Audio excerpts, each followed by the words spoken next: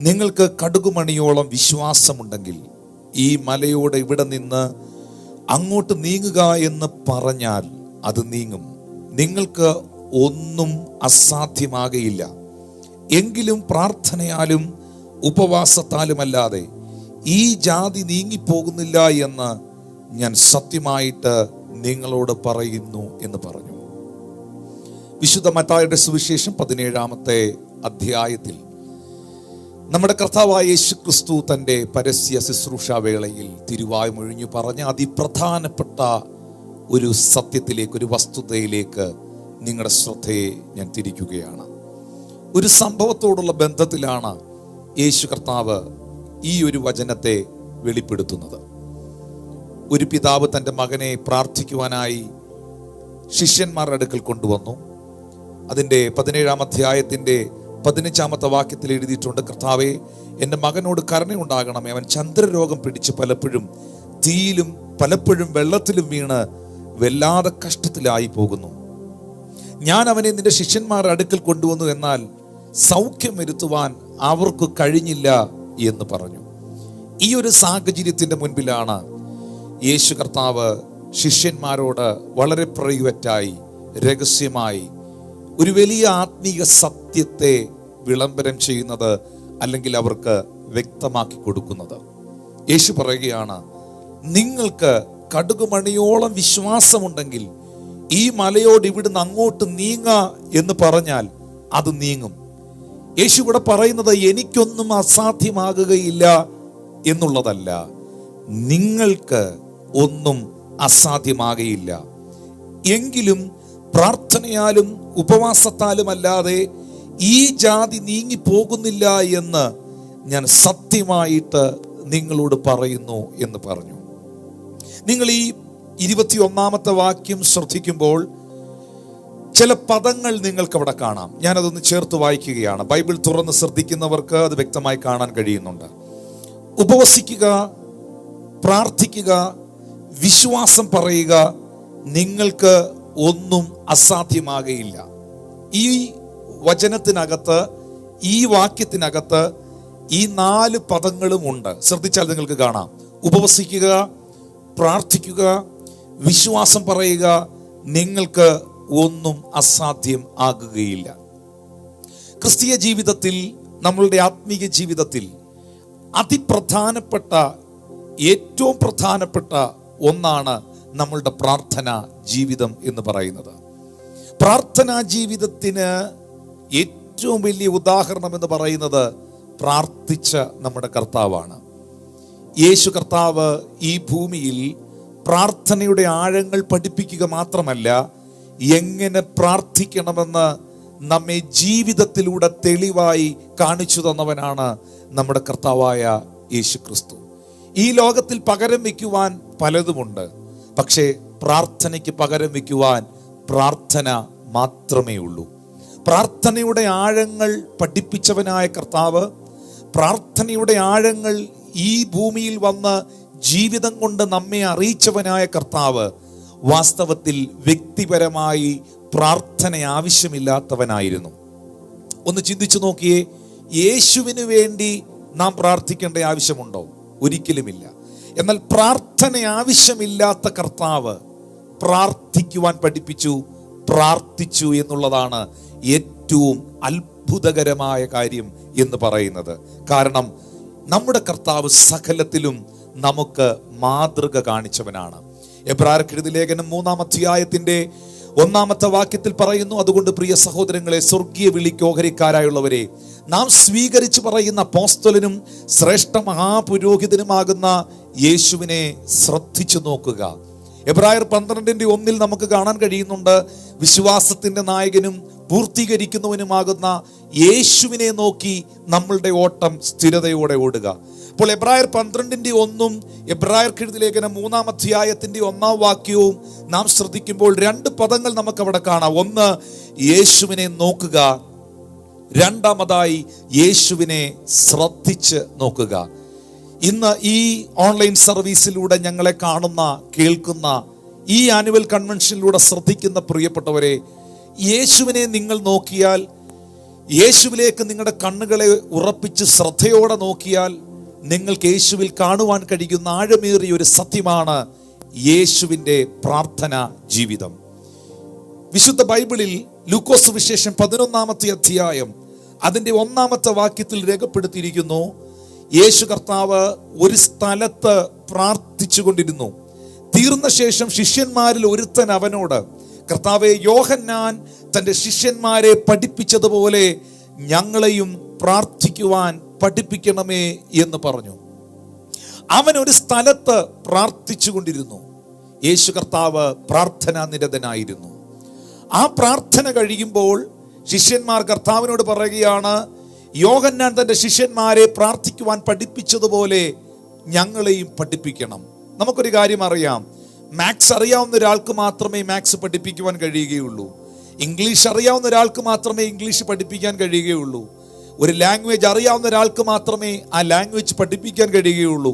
അല്ലെങ്കിൽ ഒരു വിഷയം അറിയാവുന്ന ഒരു വ്യക്തിക്ക് മാത്രമേ ആ വിഷയത്തെ നമുക്ക് വ്യക്തമായി പഠിപ്പിച്ചു തരുവാൻ കഴിയുകയുള്ളൂ. ശിഷ്യന്മാർ കർത്താവിനോട് ആവശ്യപ്പെടുന്നത് ഞങ്ങളെ പ്രാർത്ഥിക്കുവാൻ പഠിപ്പിക്കണമേ എന്നാണ്. കാരണം അവരുടെ ജീവിതത്തിൽ യേശു ക്രിസ്തുവിൽ അവർ കണ്ടതും അവർ ഏറ്റവും കൂടുതൽ തവണ ശ്രദ്ധിച്ചിട്ടുള്ളതും യേശു കർത്താവിൻ്റെ പ്രാർത്ഥന ജീവിതമാണ്. ഈ സന്ദേശം ഇന്ന് രാത്രിയിൽ കേൾക്കുന്ന എൻ്റെ പ്രിയപ്പെട്ട സഹോദരങ്ങളെ, നാം ക്രിസ്തുവിനോടുകൂടെ അനുരൂപപ്പെടുവാനായി പിതാവായ ദൈവം നമ്മെ വിളിച്ചിരിക്കുന്നു. നാം അവനെ സകലത്തിലും മാതൃകയാക്കുവാൻ സ്വർഗത്തിലെ ദൈവം ആഗ്രഹിക്കുന്നു. യേശു കർത്താവ് പറയുകയാണ്, ഗുരുവിനെ പോലെ ആകുന്നത് ശിഷ്യന് മതി, അഭ്യാസം തികഞ്ഞവനെല്ലാം ഗുരുവിനെ പോലെയാകും. നമ്മൾ പാടാറുണ്ട്, യേശുവെ പോലെയാകുവാൻ, യേശുവിൻ വാക്ക് കേൾക്കുവാൻ, യേശുവെ നോക്കി ജീവിപ്പാൻ ഇവയെ കാംക്ഷിക്കുന്നു ഞാനെന്ന്. യേശുവിനെ നിങ്ങൾ നോക്കിയാൽ, യേശുവിൻ്റെ വാക്കുകൾ നിങ്ങൾ ശ്രദ്ധിച്ചാൽ നിങ്ങൾക്ക് കാണുവാൻ കഴിയുന്നത് പ്രാർത്ഥനാ മനുഷ്യനായ, അല്ലെങ്കിൽ ഈ ഭൂമിയിൽ കടന്നു വന്ന് പ്രാർത്ഥന എന്നുള്ളതിൻ്റെ പ്രാധാന്യത വ്യക്തമാക്കിയ ദൈവപുത്രനായ ക്രിസ്തുവിനെയാണ്. ശിഷ്യന്മാർ അതുകൊണ്ടാണ് കർത്താവിനോട് പറഞ്ഞത്, ഞങ്ങളെ പ്രാർത്ഥിക്കുവാനായി അവിടുന്ന് പഠിപ്പിക്കണമേ. പലപ്പോഴും യേശുവിനോട് ശിഷ്യന്മാർ ആവശ്യപ്പെട്ടപ്പോഴും പുരുഷാരം ആവശ്യപ്പെട്ടപ്പോഴും പലതിനും യേശു മറുപടി കൊടുത്തിട്ടില്ല. നമ്മളിപ്പോൾ വായിച്ച ഈ വാക്യം പോലും ആ സമയത്ത് യേശു മറുപടി പറയാതെ പിന്നത്തേതിൽ യേശു കർത്താവ് ശിഷ്യന്മാരെ വേറിട്ട് കൊണ്ടുപോയി വളരെ രഹസ്യമായിട്ട് അവരോട് പറഞ്ഞതാണ്, ഉപവാസത്താലും പ്രാർത്ഥനയാലും അല്ലാതെ ഈ ജാതി സത്യമായിട്ടും നീങ്ങിപ്പോകുകയില്ല എന്ന്. പക്ഷെ ഞങ്ങളെ പ്രാർത്ഥിക്കുവാൻ പഠിപ്പിക്കണമേ എന്ന് ശിഷ്യന്മാർ ആവശ്യപ്പെട്ട ആ നിമിഷം തന്നെ യേശു കർത്താവ് ഒരു പ്രാർത്ഥനയുടെ model, the model of prayer, യേശു കർത്താവ് അവരെ പഠിപ്പിക്കുവാൻ തുടങ്ങി. കാരണം പ്രാർത്ഥന എന്ന വിഷയം നാളത്തേക്ക് മാറ്റിവെക്കേണ്ടതല്ല. പ്രാർത്ഥനാ ജീവിതം എന്നുള്ളത് ഒരാഴ്ച കഴിഞ്ഞ് ആരംഭിക്കേണ്ടതല്ല. പ്രാർത്ഥനാ ജീവിതം എന്ന് പറയുന്നത് ഇപ്പോൾ ഈ സന്ദേശം കേട്ടുകൊണ്ടിരിക്കുമ്പോൾ തന്നെ അതെവിടെങ്കിലും വീക്കായിരിക്കുന്നെങ്കിൽ, എവിടെങ്കിലും ശോഷിച്ചിരിക്കുന്നുവെങ്കിൽ ഈ നിമിഷം തന്നെ ആരംഭിക്കേണ്ടതാണ് നിങ്ങളുടെ പ്രാർത്ഥനാ ജീവിതം. അതുകൊണ്ട് അതിന് നമുക്ക് മാതൃകയായി തീർന്നത് നമ്മുടെ കർത്താവ് യേശു ക്രിസ്തുവാണ്. കാരണം യേശു പരിചയിക്കാത്തതൊന്നും യേശു പഠിപ്പിച്ചില്ല, യേശു പ്രവർത്തിക്കാത്തതൊന്നും യേശു വ്യക്തമാക്കിയില്ല. നമ്മളുടെയൊക്കെ ഇടയിൽ പലപ്പോഴും പല കാര്യങ്ങളും പരിചയിക്കാത്തവർ, അനുഭവങ്ങളില്ലാത്തവർ അനുഭവ സാക്ഷ്യങ്ങൾ പറയുന്നത് നമ്മൾ കേട്ടിട്ടുണ്ട്. അനുഭവമുള്ളവർ പങ്കുവെക്കേണ്ടതാണ് അനുഭവ സാക്ഷ്യങ്ങൾ. യേശു കർത്താവിൻ്റെ ജീവിതം പ്രാർത്ഥനയുടെ ജീവിതമായിരുന്നു. മർക്കോസ് വിശേഷം 1-ാം അധ്യായത്തിൻ്റെ 35-ാമത്തെ വാക്യത്തിൽ രേഖപ്പെടുത്തിയിരിക്കുന്നു, അതികാലത്ത് ഇരുട്ടോടെ അവൻ എഴുന്നേറ്റ് പുറപ്പെട്ട് ഒരു നിർജ്ജന സ്ഥലത്ത് ചെന്ന് പ്രാർത്ഥിച്ചു. ആ വാക്കുകൾ ഒന്നുകൂടെ ഞാൻ പറയുന്നു, അതികാലത്ത് ഇരുട്ടോടെ അവൻ എഴുന്നേറ്റു. പ്രാർത്ഥിക്കാനായി യേശു എഴുന്നേറ്റു. പലരും പ്രാർത്ഥിക്കാനായി എഴുന്നേൽക്കുന്നുണ്ട്, എന്നാൽ പിന്നീട് പ്രാർത്ഥിക്കുവാൻ കഴിയാതെ വീണ്ടും ക്ഷീണത്തിലേക്ക് പോകുന്നവരുമുണ്ട്. പക്ഷേ പ്രാർത്ഥിക്കുവാനായി എഴുന്നേറ്റ് പ്രാർത്ഥനയ്ക്കായി പുറപ്പെട്ട യേശുവിനെ നിങ്ങൾക്ക് ഇവിടെ കാണാൻ കഴിയുന്നുണ്ട്. പ്രിയപ്പെട്ടവരെ, പ്രാർത്ഥനാ ജീവിതം എന്ന് പറയുന്നത് ദൈവത്തിലുള്ള ആശ്രയമാണ്. ഒരു മനുഷ്യൻ പ്രാർത്ഥിക്കുന്നു എന്ന് പറയുമ്പോൾ തന്നെ ആ മനുഷ്യൻ ദൈവത്തിൽ ആശ്രയിക്കുന്നു എന്നുള്ളതാണ് അർത്ഥമാക്കുന്നത്. ഒരു വ്യക്തി പ്രാർത്ഥിക്കുന്നില്ലെങ്കിൽ, ദൈവത്തോട് ആ വ്യക്തി ബന്ധപ്പെടുന്നില്ലെങ്കിൽ, ദൈവത്തോട് സംസാരിക്കുന്നില്ലെങ്കിൽ, ദൈവത്തോട് തൻ്റെ ആവശ്യങ്ങൾ സ്തോത്രത്തോടെ പങ്കുവെക്കുന്നില്ലെങ്കിൽ, അതിൻ്റെ അർത്ഥം താൻ ഏതോ ഒരു നിഗളത്തിൽപ്പെട്ടിരിക്കുന്നു, ബന്ധനത്തിൽപ്പെട്ടിരിക്കുന്നു. കാരണം താൻ ദൈവത്തെ ആശ്രയിക്കുവാനായി ഇഷ്ടപ്പെടുന്നില്ല.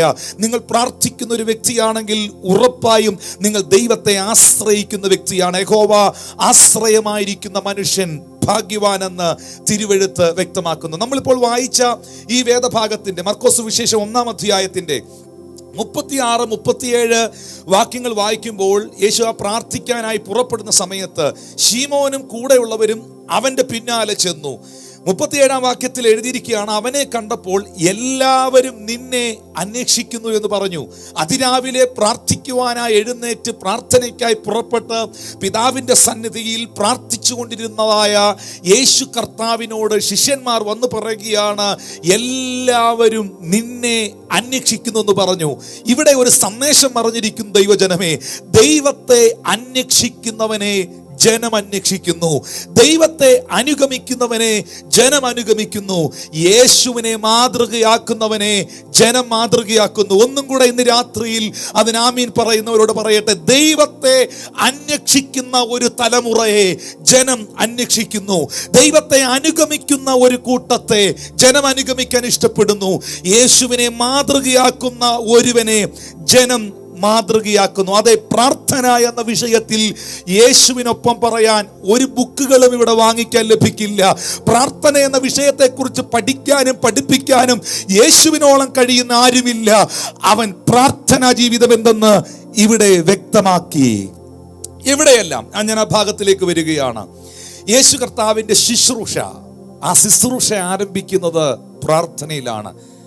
ഒരു ടൈറ്റിൽ നിങ്ങൾ എഴുതിക്കൊള്ളുക, യേശു പ്രാർത്ഥനയിൽ തൻ്റെ ശുശ്രൂഷ ആരംഭിച്ചു, അല്ലെങ്കിൽ പ്രാർത്ഥനയോടെ ആരംഭിച്ചു. ജീവിതത്തിലെ എല്ലാ ആരംഭങ്ങളും പ്രാർത്ഥനയോടുകൂടെ ആണെങ്കിൽ അതിൻ്റെ അവസാനം ഏറ്റവും മനോഹരമായിരിക്കും. പ്രാർത്ഥനയോടുകൂടെ ആരംഭിക്കുന്നതൊന്നും പരാജയപ്പെടുകയില്ല. പ്രാർത്ഥന കേൾക്കുന്നവൻ അതിന് അനുവദിക്കില്ല. പ്രാർത്ഥനയോടുകൂടെ ആരംഭിക്കുന്ന പലതിലും പ്രതിസന്ധികൾ വന്നേക്കാം, നിന്ദകൾ വന്നേക്കാം, കഷ്ടതകൾ വന്നേക്കാം, പ്രതികൂലങ്ങൾ വന്നേക്കാം, ദുഷികൾ വന്നേക്കാം, കഷ്ടതകളും പ്രതിസന്ധികളും ഒക്കെ വന്നേക്കാം, എറിയും കല്ലുകളും ഒക്കെ വന്നേക്കാം, ക്രൂശ് വെളിപ്പെട്ടേക്കാം, കല്ലറ വെളിപ്പെട്ടേക്കാം. പ്രാർത്ഥനയോടെ ആരംഭിക്കുന്ന പലതിലും പല പ്രതികൂലങ്ങളും ഉണ്ടായേക്കാം. പക്ഷേ പ്രാർത്ഥനയോടെ ആരംഭിച്ചവനെ കല്ലറകൾ കൊതുക്കുവാൻ കഴിയുകയില്ല എന്ന് ഈ ഭൂമിയിൽ ദൈവപുത്രൻ വ്യക്തമാക്കി. യേശു പ്രാർത്ഥനയിൽ ആരംഭിച്ച ആ ഭാഗം ലൂക്കോസ് സുവിശേഷം 3-ാം അധ്യായം അതിന്റെ 21, 22, 23 വാക്യങ്ങൾ എഴുതിയിരിക്കുന്നു. ജനമെല്ലാം സ്നാനമേൽക്കുകയിൽ യേശുവും സ്നാനമേറ്റ് പ്രാർത്ഥിക്കുമ്പോൾ സ്വർഗം തുറന്നു. ആ പദം നിങ്ങൾ ശ്രദ്ധിക്കുക. യേശു പ്രാർത്ഥിക്കുമ്പോൾ സ്വർഗം തുറന്നു. ആരുടെ മുമ്പിലാണ് ഒരു ഓപ്പൺ ഹെവൻ, തുറക്കപ്പെട്ട സ്വർഗം എവിടെയാണ് വെളിപ്പെടുന്നത്? തുറക്കപ്പെട്ട സ്വർഗത്തിന്റെ കീഴിലാണ് അത്ഭുതങ്ങൾ നടക്കുന്നത്. തുറക്കപ്പെട്ട സ്വർഗത്തിന്റെ കീഴിലാണ് ദൈവപ്രവർത്തികൾ വെളിപ്പെടുന്നത്. തുറക്കപ്പെട്ട സ്വർഗത്തിന്റെ കീഴിലാണ് ദൈവദൂതന്മാർ കയറുകയും ഇറങ്ങുകയും ചെയ്യുന്നത്. എപ്പോഴാണ് സ്വർഗം പുത്രന്റെ മുമ്പിൽ തുറന്നത്? പാട്ട് പാടിയപ്പോഴല്ല, പ്രസംഗം നടത്തിയപ്പോഴല്ല, മറ്റെന്തെങ്കിലും വിഷയങ്ങളിൽ ഏർപ്പെട്ടപ്പോഴല്ല. തിരുവെഴുത്ത് വ്യക്തമാക്കുന്നു, അവൻ സ്നാനമേറ്റ് പ്രാർത്ഥിക്കുമ്പോൾ സ്വർഗം തുറന്നു. ഇന്ന് രാത്രി ഈ മെസ്സേജ് കേൾക്കുന്ന ചില കുടുംബങ്ങളെ നോക്കി, വിശ്വസിക്കുന്ന പ്രിയപ്പെട്ടവരെ നോക്കി ഈ തിരുവെഴുത്തിൽ നിന്ന് വ്യക്തമാക്കട്ടെ, പ്രാർത്ഥിക്കുന്ന ഒരു വ്യക്തിയാണോ നിങ്ങൾ? നിങ്ങളുടെ മുകളിൽ തുറക്കപ്പെട്ടൊരു സ്വർഗമുണ്ട്, നിങ്ങളുടെ മുമ്പിൽ തുറക്കപ്പെട്ടൊരു സ്വർഗമുണ്ട്, മറുപടി തരുന്നൊരു സ്വർഗമുണ്ട് എന്ന സത്യത്തെ ഇന്ന് രാത്രി തിരിച്ചറിയുക. അവിടെ എഴുതിയിരിക്കുകയാണ്, ആ സമയത്ത് 22-ാം വാക്യത്തിൽ പരിശുദ്ധാത്മാവ് ദേഹരൂപത്തിൽ പ്രാവെന്ന പോലെ അവന്റെ മേൽ ഇറങ്ങി വന്നു. നീ എൻ്റെ പ്രിയപുത്രൻ, നിന്നിൽ ഞാൻ പ്രസാദിച്ചിരിക്കുന്നു എന്ന് സ്വർഗത്തിൽ നിന്ന് ശബ്ദമുണ്ടായി. ഒന്നാമതായി സ്വർഗം തുറക്കപ്പെട്ടത് പ്രാർത്ഥനയിൽ. രണ്ടാമതായി പരിശുദ്ധാത്മാവ് യേശു കർത്താവിൻ്റെ മേൽ ഇറങ്ങി വന്നത് ആ പ്രാർത്ഥനയിലാണ്. ഇന്നും ദൈവത്തിൻ്റെ ആത്മാവ് ആരുടെ മേൽ കടന്നു വരുന്നു? പ്രാർത്ഥിക്കുന്ന, പ്രാർത്ഥന പ്രാർത്ഥന മനുഷ്യന്റെ മേളിൽ പരിശുദ്ധാത്മാവ് കടന്നു വരുന്നു. ഈ സന്ദേശം ഇന്ന് രാത്രി കേട്ടുകൊണ്ടിരിക്കുമ്പോൾ ദൈവത്തിന്റെ ആത്മാവിന്റെ ശക്തിയാൽ നിറയപ്പെടുവാൻ, പരിശുദ്ധാത്മാവിനാൽ നിറയപ്പെടുവാൻ ഒരു പ്രാർത്ഥന നിങ്ങൾക്കുണ്ടെങ്കിൽ ഈ ലോക്ക്ഡൗൺ കാലഘട്ടത്തിൽ, പ്രത്യേകിച്ച് ഈ സാഹചര്യത്തിൽ ഇങ്ങനെ ഒരു അവസരം ദൈവം സഭകൾക്കും മനുഷ്യർക്കും ഒരുക്കി വെച്ചിരിക്കുന്നത് തന്നെ. This is the time of preparation, this is the time of restoration, this is the time of hallelujah, glorification. ദൈവത്തിന്റെ മഹത്വം വെളിപ്പെടുവാൻ, ദൈവത്തിന്റെ ആ പ്രിപ്പറേഷന്റെ, റിസ്റ്റോറേഷന്റെ, പ്യൂരിഫിക്കേഷന്റെ ഒരു സമയത്തിലേക്ക് ദൈവം നമ്മളെ കൊണ്ടുവന്നിരിക്കുന്നു. കർത്താവ് സഭകളെ പ്യൂരിഫൈ ചെയ്യുന്നു. കർത്താവ് ദൈവത്തിന്റെ ദാസന്മാരെ വിശുദ്ധീകരിക്കുന്നു. കർത്താവ് തന്റെ ജനത്തെ, അവരുടെ പ്രാർത്ഥനാ ജീവിതത്തെ റിസ്റ്റോർ ചെയ്യുകയാണ്.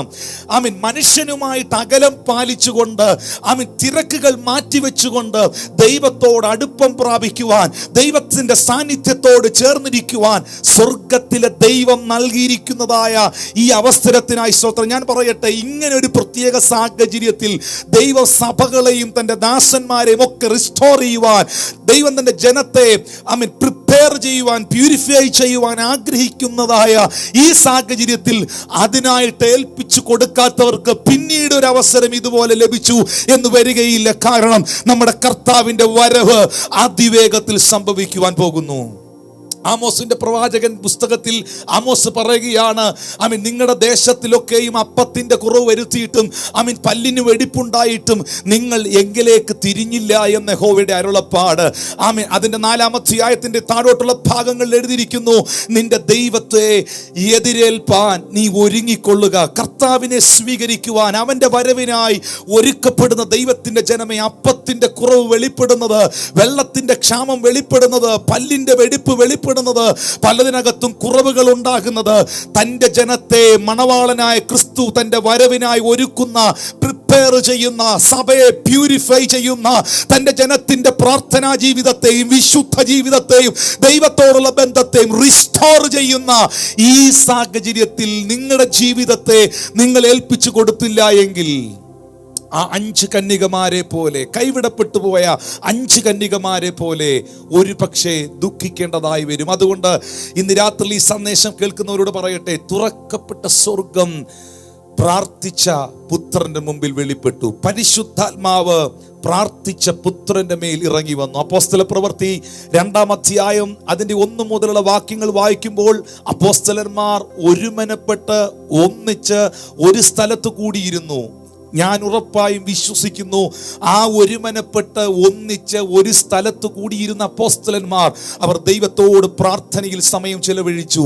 അവരുടെ കാതിൽ കേട്ട വാഗ്ദത്തം അവരുടെ ജീവിതത്തിൽ അനുഭവിക്കുവാൻ, വാഗ്ദത്ത വിഷയമായ പരിശുദ്ധാത്മാവിനെ സ്വീകരിക്കുവാൻ അവർ ദൈവത്തോട് പ്രാർത്ഥനയിൽ ദിവസങ്ങൾ ചെലവഴിച്ചു.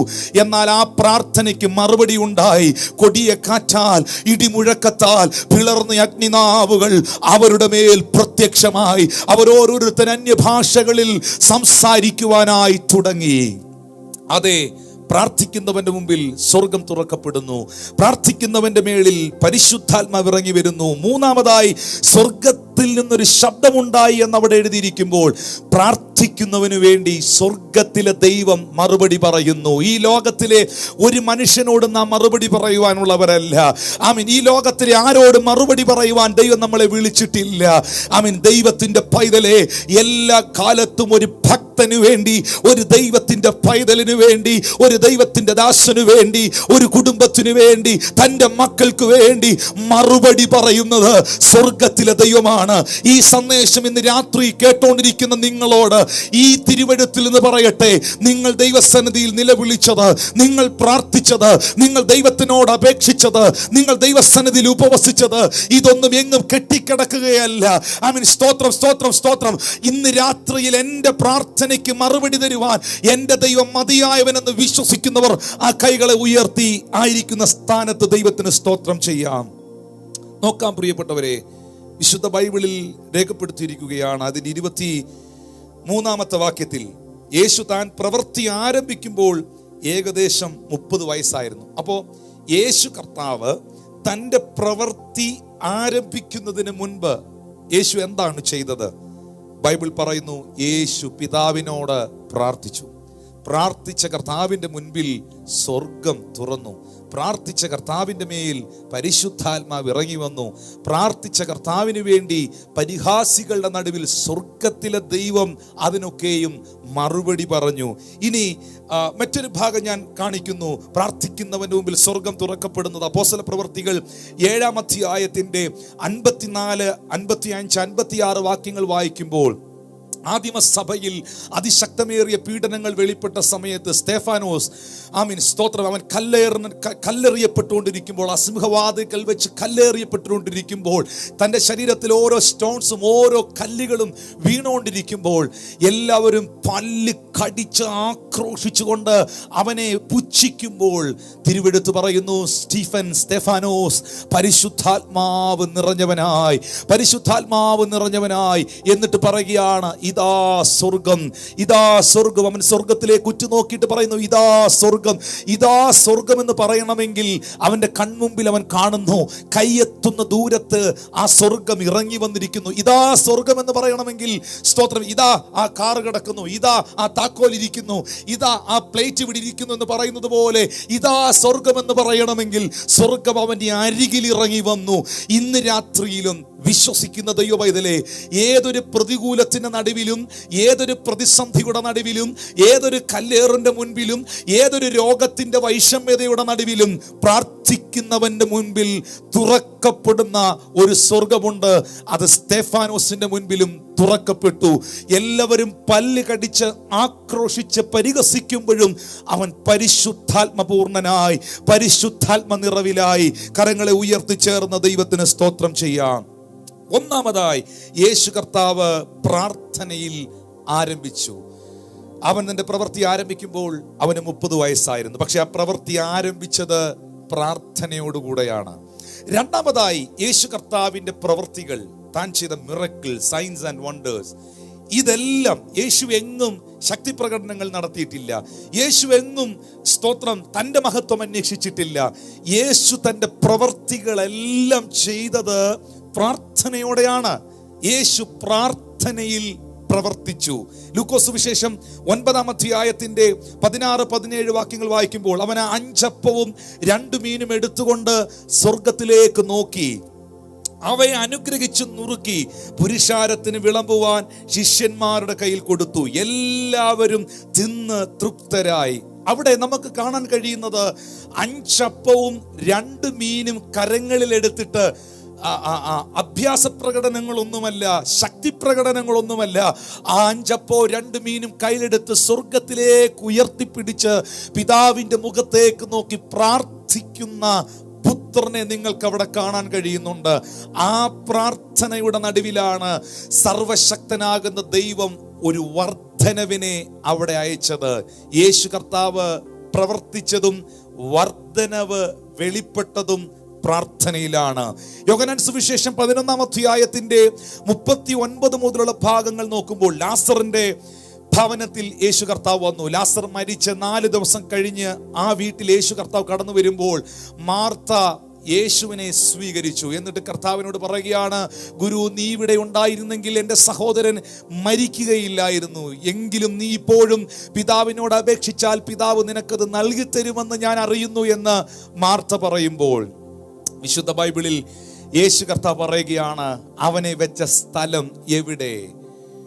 ലാസറിന്റെ കല്ലറവാതിക്കലിലേക്ക് യേശു കർത്താവ് കടന്നു പോകുന്നു. കല്ലറവാതിക്കൽ വന്നു നിന്ന യേശു എന്താണ് ചെയ്തത്? നമ്മളെല്ലാവരും കൂടുതലും ശ്രദ്ധിച്ചിട്ടുള്ളത് ലാസറേ പുറത്തു വരിക എന്ന ആ കമാൻഡ്മെന്റ്, ആ ശബ്ദം, ആ കൽപ്പന കൊടുത്ത് അധികാരത്തോടെ മരിച്ച് നാറ്റം വെച്ച ലാസറിനെ ഉയർപ്പിക്കുന്ന കർത്താവിനെയാണ് നമ്മളവിടെ ശ്രദ്ധിക്കുന്നതെങ്കിലും, അവിടെ ശ്രദ്ധിക്കേണ്ടതായ എന്നാൽ ശ്രദ്ധിക്കപ്പെടാതെ പോയ ഒരു പ്രാർത്ഥനയുണ്ട്. ആ പ്രാർത്ഥന സ്വർഗത്തിലെ ദൈവ തൻ്റെ പിതാവിൻ്റെ മുഖത്തിലേക്ക് നോക്കിയിട്ട് പറഞ്ഞു, പിതാവേ, നീ എൻ്റെ അപേക്ഷ കേൾക്കുന്നതിനാൽ ഞാൻ നിന്നെ വാഴ്ത്തുന്നു. എങ്കിലും എൻ്റെ ചുറ്റും നിൽക്കുന്നവരിത് അറിയേണ്ടതിന് അവിടുന്ന് പ്രവർത്തിക്കണമേ എന്ന് പ്രാർത്ഥിക്കുന്ന ഒരു പ്രാർത്ഥന നിങ്ങൾക്ക് യോഹന്നാൻ 11:41 മുതലുള്ള ഭാഗങ്ങളിൽ കാണാൻ കഴിയുന്നുണ്ട്. ആ പ്രാർത്ഥന പ്രാർത്ഥിച്ചിട്ടാണ് യേശു കല്ലറയിലേക്ക് നോക്കി ലാസറേ പുറത്തു വരിക എന്ന് കൽപ്പിച്ചത്. പലപ്പോഴും കൽപ്പിച്ചിട്ട് നടക്കാതെ വരുമ്പോൾ പ്രാർത്ഥിക്കുന്നവരെ ഞാൻ കണ്ടിട്ടുണ്ട്. കൽപ്പിച്ചിട്ട് സംഭവിക്കാതിരിക്കുമ്പോൾ വീണ്ടും അത് സാധ്യമാകാൻ പ്രാർത്ഥിക്കുന്നവരെ നാം കാണാറുണ്ട്. പക്ഷെ യേശു കൽപ്പിച്ചിട്ട് നടക്കാതെ വന്നപ്പോൾ ഉപവസിച്ച ആളല്ല, പ്രാർത്ഥിച്ചതല്ല. യേശു കർത്താവ് പ്രാർത്ഥനയ്ക്ക് ശേഷമാണ് സകല പ്രവൃത്തിയും ചെയ്തത്. യേശു പ്രാർത്ഥനയോടെ പ്രവർത്തിച്ചവനാണ്. ഹല്ലേലൂയ. ഇന്ന് രാത്രിയിൽ എന്നെ കേൾക്കുന്ന സഹോദരങ്ങളെ, നിങ്ങൾ മറന്നു പോകരുത്. ഒന്ന്, യേശു കർത്താവ് പ്രാർത്ഥനയിൽ ആരംഭിച്ചു. രണ്ട്, യേശു കർത്താവ് പ്രാർത്ഥനയോടെ പ്രവർത്തിച്ചു. മൂന്നാമതായി, യേശു കർത്താവ് തൻ്റെ ജീവിതത്തിൻ്റെ മുൻപിൽ വന്ന എല്ലാ പ്രതിസന്ധികളെയും പ്രതികൂലങ്ങളെയും കഷ്ടതകളെയും പ്രാർത്ഥനയിൽ അഭിമുഖീകരിച്ചു, അല്ലെങ്കിൽ ഫേസ് ചെയ്തു. ഞാൻ എങ്ങനെ ഈ വിഷയത്തെ ഫേസ് ചെയ്യും? ഞാൻ എങ്ങനെ ഈ സാഹചര്യത്തെ കൈകാര്യം ചെയ്യും? ഇതെങ്ങനെ സാധ്യമായി തീരും എന്നൊരു ചോദ്യം നിങ്ങളുടെ മുൻപിൽ ഉണ്ട് എങ്കിൽ ഈ രാത്രിയിൽ നിങ്ങൾ തിരിച്ചറിയുക, ദൈവപൈതലേ, യേശു കർത്താവിൻ്റെ ജീവിതത്തിൽ വന്ന കഷ്ടതകളെയും ഗതശമനകളെയും താൻ പ്രാർത്ഥനയിൽ അഭിമുഖീകരിച്ചു. ലൂക്കോസ് സുവിശേഷം 22-ാം അധ്യായം അതിൻ്റെ 39 മുതലുള്ള വാക്യങ്ങൾ വായിക്കുമ്പോൾ, ഞാൻ പ്രധാനമായി അതിൻ്റെ 44 മുതൽ വായിക്കട്ടെ. പിന്നെ അവൻ പ്രാണവേദനയിലായി അതിശ്രദ്ധയോടെ പ്രാർത്ഥിച്ചു. യേശു എങ്ങനെ പ്രാർത്ഥിച്ചു? അതിശ്രദ്ധയോടെ പ്രാർത്ഥിച്ചു. അപ്പോൾ പ്രാർത്ഥിക്കുമ്പോൾ ആ പ്രാർത്ഥിക്കുന്ന മനുഷ്യൻ പ്രാർത്ഥനയുടെ വാക്കുകൾ വളരെ ശ്രദ്ധയോടെ വേണം പ്രാർത്ഥിക്കുവാനായി. പലപ്പോഴും നമ്മൾ എന്താ പ്രാർത്ഥിക്കുന്നതെന്ന് പലപ്പോഴും പ്രാർത്ഥിക്കുന്ന ആൾക്ക് പോലും പ്രാർത്ഥന കഴിഞ്ഞ് അറിയില്ല. പക്ഷേ പ്രാർത്ഥിക്കുന്നവർ ശ്രദ്ധയോടെ സംസാരിക്കുക, അല്ലെങ്കിൽ പ്രാർത്ഥിക്കുക. വെയിലാറിയപ്പോൾ യഹോവയാകുന്ന ദൈവം ഏദൻ തോട്ടത്തിൽ ഇറങ്ങി വരുമ്പോൾ ആദവും ഹവ്വയും അവൻ്റെ കാലൊച്ച കേട്ടു, അവൻ നടക്കുന്ന ഒച്ച കേട്ടു, അവനോട് കൂടെ നടന്നു. ഹാനോക്ക് ദൈവത്തോടു കൂടെ ഓടിയെന്നല്ല, ഹാനോക്ക് ദൈവത്തോടു കൂടെ നടന്നു. ആ വോക്ക് ചെയ്യുന്ന, ആ നടക്കുന്ന അനുഭവം ഓടിപ്പോകുന്നൊരു പ്രാർത്ഥനയല്ല, ഓടിപ്പോകുമ്പോൾ സംസാരിക്കുന്ന സംസാരമല്ല, ഓടിച്ച് സംസാരിക്കുന്ന സംസാരമല്ല. നടക്കുമ്പോൾ നടന്നു പോകുന്ന ഒരാളിനോട് വർത്താനം പറയുന്നത് എങ്ങനെയാ, അതുപോലെ ശ്രദ്ധയോടെ വളരെ കാം ആൻഡ് ക്വയറ്റായിട്ട് ദൈവത്തിൻ്റെ മുൻപാകെ ശ്രദ്ധയോടെ പ്രാർത്ഥിക്കുന്നവർക്കായി ഞാൻ ദൈവത്തിന് സ്തോത്രം ചെയ്യുകയാണ്. അവൻ അതിശ്രദ്ധയോടെ പ്രാർത്ഥിച്ചു. അവൻ്റെ വിയർപ്പ് നിലത്ത് വീഴുന്ന വലിയ ചോരത്തുള്ളി പോലെയായി. പ്രിയപ്പെട്ടവരെ, ഇതുപോലെ ശരീരത്തിൽ ഭാരവും വ്യഥയും കഷ്ടതയും ഏറ്റെടുത്തുകൊണ്ട് പ്രാർത്ഥിക്കുന്ന ഒരു പ്രാർത്ഥനയുടെ അനുഭവം മറ്റാരിലും എനിക്കും നിങ്ങൾക്കും ദർശിക്കാൻ കഴിയില്ല. തൻ്റെ ശരീരത്തിലൂടെ ഒഴുകുന്ന വിയർപ്പ് പോലും ചോരത്തുള്ളികളായി തീരുന്ന മാനവകുലത്തിൻ്റെ സകല ഭാരവും വ്യഥയും ആകുലതയും മുഴുവൻ പാപവും രോഗവും ശാപവും തൻ്റെ ശരീരത്തിൽ ഏറ്റെടുത്തുകൊണ്ട് പിതാവിൻ്റെ സന്നിധിയിൽ പ്രാർത്ഥിക്കുന്ന കർത്താവ്. ഇന്ന് ഈ സന്ദേശം നിങ്ങൾ കേട്ടുകൊണ്ടിരിക്കുമ്പോൾ നിങ്ങളുടെ സമൂഹത്തിനു വേണ്ടി, നിങ്ങളുടെ ദേശത്തിനു വേണ്ടി, നിങ്ങളായിരിക്കുന്ന സഭയ്ക്ക് വേണ്ടി, നിങ്ങളുടെ കുടുംബത്തിന് വേണ്ടി ഈ നിലകളിൽ മറ്റുള്ളവരുടെ ഭാരത്തെ, മറ്റുള്ളവരുടെ വേദനകളെ, മറ്റുള്ളവരുടെ വിഷമങ്ങളെ ഏറ്റെടുത്ത് പ്രാർത്ഥിക്കുന്നവരുണ്ടോ? അവർക്കായി ഞാൻ ദൈവത്തിന് നന്ദിയോടെ സ്തോത്രം ചെയ്യുന്നു.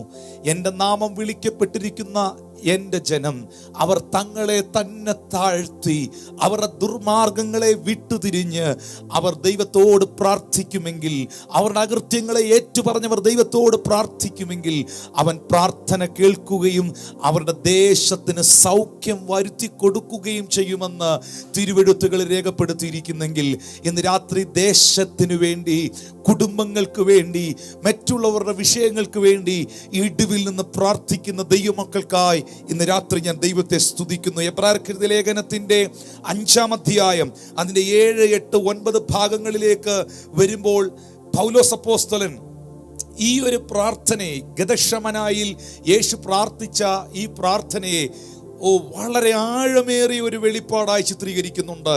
എബ്രായർക്കെഴുതിയ ലേഖനം 5-ാം അധ്യായത്തിൻ്റെ 8, 9 വാക്യങ്ങൾ ഞാൻ വായിക്കുന്നു. ക്രിസ്തു തൻ്റെ ഐഹിക ജീവകാലത്ത് തന്നെ മരണത്തിൽ നിന്ന് രക്ഷിപ്പാൻ കഴിയുന്നവനോട് ഉറച്ച നിലവിളിയോടും കണ്ണുനീരോടും കൂടെ അപേക്ഷയും അഭയയാചനയും കഴിക്കുകയും ചെയ്തു. ഭയഭക്തി നിമിത്തം ഉത്തരം ലഭിച്ചു. ഒന്ന് ഓർത്തു നോക്കിയേ, യേശു കർത്താവ് നാം സേവിക്കുന്ന, നാം ആരാധിക്കുന്ന, നാം ഉയർത്തുന്ന നമ്മുടെ രക്ഷകനായ കർത്താവ് മരണത്തിൽ നിന്ന് രക്ഷിക്കുവാൻ കഴിയുന്നവനോട് ഉറച്ച നിലവിളിയോടെ കണ്ണുനീരോടുകൂടെ ആ പിതാവിൻ്റെ സന്നിധിയിൽ പ്രാർത്ഥിച്ചു. ഇന്ന് രാത്രിയിൽ ഏതെങ്കിലും വിഷയത്തിന്റെ നടുവിൽ നിലവിളിക്കുന്നവരെന്നെ കേൾക്കുന്നെങ്കിൽ, മനസ്സു തകർന്നവർ എന്നെ ശ്രദ്ധിക്കുന്നെങ്കിൽ, ഹൃദയം തകർച്ചയോടെ വേദനയോടെ എന്നെ കേൾക്കുന്നവരുണ്ടെങ്കിൽ, ഹൃദയം നുറുങ്ങിയവർക്ക് സമീപസ്ഥനും മനസ്സു തകർന്നവരെ രക്ഷിക്കുന്നവനുമായ കർത്താവ് നിങ്ങളുടെ പ്രാർത്ഥനയ്ക്ക് മറുപടി തരുന്ന ദൈവമാണ്. പലപ്പോഴും ഈ നിലകളിൽ പ്രാർത്ഥനാമുറിയിൽ ദൈവത്തിൻ്റെ സന്നിധിയിൽ നിലവിളിച്ചവരുണ്ട്. അവരിൽ ചിലർ എന്നെ ശ്രദ്ധിക്കുന്നുണ്ട്. അവരെ നോക്കി കർത്താവ് ഇന്ന് രാത്രിയിൽ അറിയിക്കുന്നത്, ദൈവത്തിൻ്റെ മുമ്പിൽ കരയുന്നവനെ മനുഷ്യന്റെ മുമ്പിൽ കരയാൻ എൻ്റെ ദൈവം വിടുകയില്ല. ദൈവത്തോട് യാചിക്കുന്നവരെ മനുഷ്യരോട് യാചിക്കുവാൻ അവൻ അനുവദിക്കുകയില്ല. കാലം എത്ര കഴിഞ്ഞാലും, സമയങ്ങൾ എത്ര പിന്നിട്ട് പോയാലും, നിന്റെ അപ്പത്തെ വെള്ളത്തിൻ്റെ മീതെ എറിയുക. ഏറെ നാൾ കഴിഞ്ഞാലും അതിരട്ടിയായി നിനക്ക് തിരിച്ച് ലഭിക്കാതിരിക്കത്തില്ലെന്ന് തിരുവെഴുത്തിൽ എഴുതിയിട്ടുണ്ടെങ്കിൽ എൻ്റെ പ്രാർത്ഥനയ്ക്ക് മറുപടി ഉണ്ട് എന്ന് വിശ്വസിക്കുന്നവർ കരങ്ങളെ ഉയർത്തി ഇന്ന് രാത്രി ദൈവത്തിന് സ്തോത്രം ചെയ്യാം. അബിയാക്കോറിന്റെ നിയമപ്രകാരം ആലയത്തിൽ ശുശ്രൂഷ ചെയ്യുന്ന സക്രിയാവ് എന്ന പുരോഹിതനോട് സ്വർഗത്തിലെ ദൈവവും പറഞ്ഞത് മറ്റൊന്നല്ല, സക്രിയാവേ, നിന്റെ പ്രാർത്ഥനയ്ക്ക് ഉത്തരമായി, നിന്റെ പ്രാർത്ഥനയ്ക്ക് മറുപടിയായി. ആ സമയത്ത് എലിസബത്ത് പറഞ്ഞൊരു വാക്കുണ്ട്, എൻ്റെ നിന്ന നീക്കുവാൻ എൻ്റെ ദൈവം എന്നെ കടാക്ഷിച്ചു. സക്രിയാവിൻ്റെ പ്രാർത്ഥനയ്ക്ക് മറുപടിയായപ്പോൾ എലിസബത്തിന്റെ നിന്നയെ സ്വർഗത്തിലെ ദൈവം എടുത്തു മാറ്റി. ഇന്ന് രാത്രിയിൽ യേശു ക്രിസ്തുവിൻ്റെ നാമത്തിൽ വിശ്വസിച്ചുകൊണ്ട് പ്രാർത്ഥിക്കുന്ന പ്രിയ ദൈവത്തിൻ്റെ പൈതലേ, നിങ്ങളുടെ തലമുറയ്ക്ക് വേണ്ടി, നിങ്ങളുടെ ദേശത്തിനു വേണ്ടി, നിങ്ങളുടെ കുടുംബത്തിനു വേണ്ടി നിങ്ങൾ ഇടിവിൽ നിന്ന് പ്രാർത്ഥിക്കുന്ന ഒരു ദൈവത്തിൻ്റെ പൈതലാണെങ്കിൽ ആ പ്രാർത്ഥനയുടെ മറുപടി നിന്റെ നിന്നയെ നീക്കുവാൻ മതിയായതാണ്. കൈകളെ ഉയർത്തി ദൈവത്തിന് സ്തോത്രം ചെയ്യാം. യേശു കർത്താവ് സ്വർഗീയ പിതാവ് തന്നെ അയച്ച ദൗത്യങ്ങൾ പൂർത്തീകരിക്കുവാൻ പ്രാർത്ഥനയോടെ തൻ്റെ ഭാരങ്ങളെ, തൻ്റെ വ്യഥകളെ, തൻ്റെ ആകുലതകളെ ആ പിതാവിൻ്റെ കരങ്ങളിലേക്ക് സമർപ്പിക്കുകയാണ് ഉറച്ച നിലവിളിയോടെ. ഒന്ന്, യേശു പ്രാർത്ഥനയിൽ ആരംഭിച്ചു. രണ്ട്, യേശു കർത്താവ് പ്രാർത്ഥനയോടെ പ്രവർത്തിച്ചു. മൂന്നാമതായി, യേശു കർത്താവ് തൻ്റെ വ്യഥകളെ, ഭാരങ്ങളെ, വേദനകളെ പ്രാർത്ഥനയോടെ പിതാവിൻ്റെ കരങ്ങളിലേക്ക് ഏൽപ്പിച്ചു കൊടുത്തു. നാലാമതായിട്ട് നമുക്ക് കാണാൻ കഴിയുന്നത് ക്രൂശിതനായി കിടക്കുന്ന നമ്മളുടെ കർത്താവ്. ലൂക്കോസ് സുവിശേഷം 23-ാം അധ്യായത്തിൻ്റെ 44 മുതലുള്ള ഭാഗങ്ങൾ വായിക്കുമ്പോൾ, താൻ ആ ക്രൂശിൽ കണ്ടാൽ ആളറിയില്ല എന്ന് തോന്നുമാറ് വിരൂപനായി കിടക്കുമ്പോഴും വേദന അനുഭവിക്കുമ്പോഴും ഏറ്റവും ഒടുവിൽ പ്രാർത്ഥനയോടെ, പിതാവേ, എൻ്റെ ആത്മാവിനെ ഞാൻ നിന്റെ കരങ്ങളിൽ ഭരമേൽപ്പിക്കുന്നു എന്ന് പറഞ്ഞ് പ്രാർത്ഥനയോടെ ഈ ഭൂമിയിലെ തൻ്റെ ശുശ്രൂഷകൾ അവസാനിപ്പിച്ചു. പിതാവ് തന്നെ അയച്ച ദൗത്യത്തെ പൂർത്തീകരിച്ചു. സകലതും നിവർത്തിയായി എന്ന് വിളിച്ചു പറഞ്ഞു. പ്രിയപ്പെട്ടവരെ, പ്രാർത്ഥനയോടെ ആരംഭിച്ചവൻ പ്രാർത്ഥനയോടെ തൻ്റെ ശുശ്രൂഷകളെ അവസാനിപ്പിച്ച് തൻ്റെ ദൗത്യത്തെ നിർവഹിച്ച് തൻ്റെ പ്രാണനെ പിതാവിൻ്റെ കരങ്ങളിൽ ഏൽപ്പിച്ചു കൊടുത്തു. മരണത്തെ ജയിച്ച് 3-ാം നാൾ ഉയർത്തെഴുന്നേറ്റ് ഇന്ന് രാത്രിയിലും ജീവിക്കുന്ന കർത്താവ് ഇപ്പോഴെന്നാ ചെയ്യുകയാണ്? യേശു ക്രിസ്തു 5-മതായി ഇപ്പോഴും പ്രാർത്ഥനയിലാണ്. പ്രാർത്ഥനയിൽ ആരംഭിച്ചവൻ, പ്രാർത്ഥനയോടെ പ്രവർത്തിച്ചവൻ, പ്രാർത്ഥനയിൽ തൻ്റെ വേദനകളെ, വ്യഥകളെ പിതാവിന് കൈമാറിയവൻ, പ്രാർത്ഥിച്ച് തൻ്റെ ആത്മാവിനെ പിതാവിൻ്റെ കരങ്ങളിൽ ഭരമേൽപ്പിച്ചവൻ, ഇന്ന് രാത്രിയിലും യേശു കർത്താവ് പ്രാർത്ഥനയിലാണ്. റോമർക്കെഴുതിയ ലേഖനം 8-ാം അധ്യായം 34-ാമത്തെ വാക്യത്തിൽ എഴുതിയിട്ടുണ്ട്, ക്രിസ്തു മരിച്ചവൻ, മരിച്ചിട്ട് ഉയർത്തെഴുന്നേറ്റവൻ തന്നെ, അവൻ ദൈവത്തിൻ്റെ വലത്ത് ഭാഗത്തിരിക്കുകയും നമുക്ക് വേണ്ടി പക്ഷവാതം കഴിക്കുകയും ചെയ്യുന്നു. നമ്മുടെ കർത്താവ് മരിച്ച് ഉയർത്തെഴുന്നേറ്റ് പിതാവിൻ്റെ വലത്ത് ഭാഗത്തിരിക്കുകയും നമുക്ക് വേണ്ടി ഇന്ന് രാത്രിയിൽ അവൻ പക്ഷവാതം കഴിക്കുന്നു. ഈ രാത്രിയിലും ഈ നിമിഷവും യേശു പ്രാർത്ഥനയിലാണ്. 1 തിമോത്തിയോസ് 2:5-6 വാക്യത്തിൽ എഴുതിയിരിക്കുന്നു, ദൈവം ഒരുവനല്ലോ, ദൈവത്തിന് മനുഷ്യർക്കും മധ്യസ്ഥനും ഒരുവൻ, അത് എല്ലാവർക്കും വേണ്ടി ജീവനെ മറുവിലയായി തന്ന ക്രിസ്തുവേശു തന്നെ.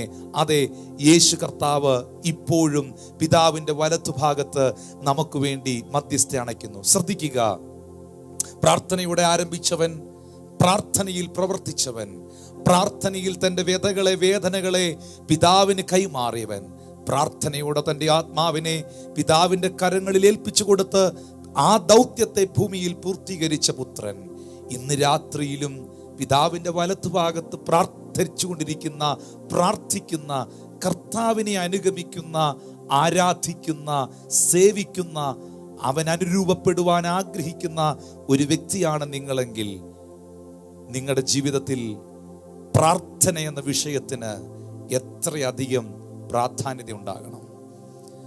നമ്മൾ എന്തെങ്കിലും മാറ്റിവെക്കുന്നെങ്കിൽ അത് പ്രാർത്ഥന മാത്രമാണ്. നമ്മൾ ആഹാരം കൃത്യമായി കഴിക്കുന്നു, പോകേണ്ടിടത്തൊക്കെ നമ്മൾ പോകുന്നു, ചെയ്യേണ്ട കാര്യങ്ങളെല്ലാം നമ്മൾ ചെയ്യുന്നുണ്ട്. പക്ഷെ എന്തെങ്കിലും നമ്മൾ മാറ്റി വെച്ചിട്ടുണ്ടെങ്കിൽ, പലപ്പോഴും നീക്കി വെച്ചിട്ടുണ്ടെങ്കിൽ, പിന്നാകട്ടെന്ന് കരുതിയിട്ടുണ്ടെങ്കിൽ, പ്രിയപ്പെട്ടവരെ, അത് ഉപവസിക്കുന്നതാണ്, അത് പ്രാർത്ഥിക്കുന്നതാണ്, അത് ദൈവസന്നിധിയിൽ സമയം ചിലവഴിക്കുന്നതാണ്. എവിടെയാണോ നിങ്ങളുടെ സമയം നിങ്ങൾ ചിലവഴിക്കുന്നത്, നിങ്ങളതായിത്തീരുന്നു. ഏറ്റവും കൂടുതൽ സമയം ഡ്രൈവ് ചെയ്താൽ നിങ്ങൾ നല്ലൊരു ഡ്രൈവറായിത്തീരുന്നു. ഏറ്റവും കൂടുതൽ സമയം നിങ്ങൾ പിയാനോ പ്ലേ ചെയ്താൽ നിങ്ങൾ നല്ലൊരു പിയാനോയിസ്റ്റായി തീരുന്നു. ഏറ്റവും കൂടുതൽ സമയം നിങ്ങൾ ബാഡ്മിൻ്റൺ കളിച്ചാൽ നിങ്ങൾ നല്ലൊരു ബാഡ്മിൻ്റൺ പ്ലെയറായി തീരുന്നു. ഏറ്റവും കൂടുതൽ സമയം നിങ്ങൾ ദൈവസന്നിധിയിൽ പ്രാർത്ഥനാ നിരതരായിരുന്നാൽ നിങ്ങൾ നല്ലൊരു ദൈവമനുഷ്യനായി തീരുന്നു, ഒരു അനുഗ്രഹിക്കപ്പെട്ട ദൈവദാസിയായി തീരുന്നു. എവിടെയാണോ നിങ്ങളുടെ സമയം നിങ്ങൾ ചിലവഴിക്കുന്നത്, അതാണ് നിങ്ങളുടെ നിക്ഷേപം എന്ന് പറയുന്നത്. എല്ലാ രാത്രിയിലും പിതാവിനോട് സംസാരിക്കുന്ന, മുടങ്ങാതെ സംസാരിക്കുന്ന പുത്രനെ അനുഗമിക്കുന്നവർ ഇന്ന് രാത്രി എന്നെ കേൾക്കുന്നുണ്ടെങ്കിൽ, ഒരു ദിവസം പോലും മുടങ്ങാതെ, ഒരു ദിവസം പോലും നഷ്ടപ്പെടുത്താതെ ദൈവസന്നിധിയിൽ പ്രാർത്ഥിക്കുന്നവരെ ഓർത്ത് ഞാൻ ദൈവത്തെ സ്തുതിക്കുന്നു. മറ്റൊന്നും നമുക്ക് പറയാനില്ല പ്രിയപ്പെട്ടവരെ.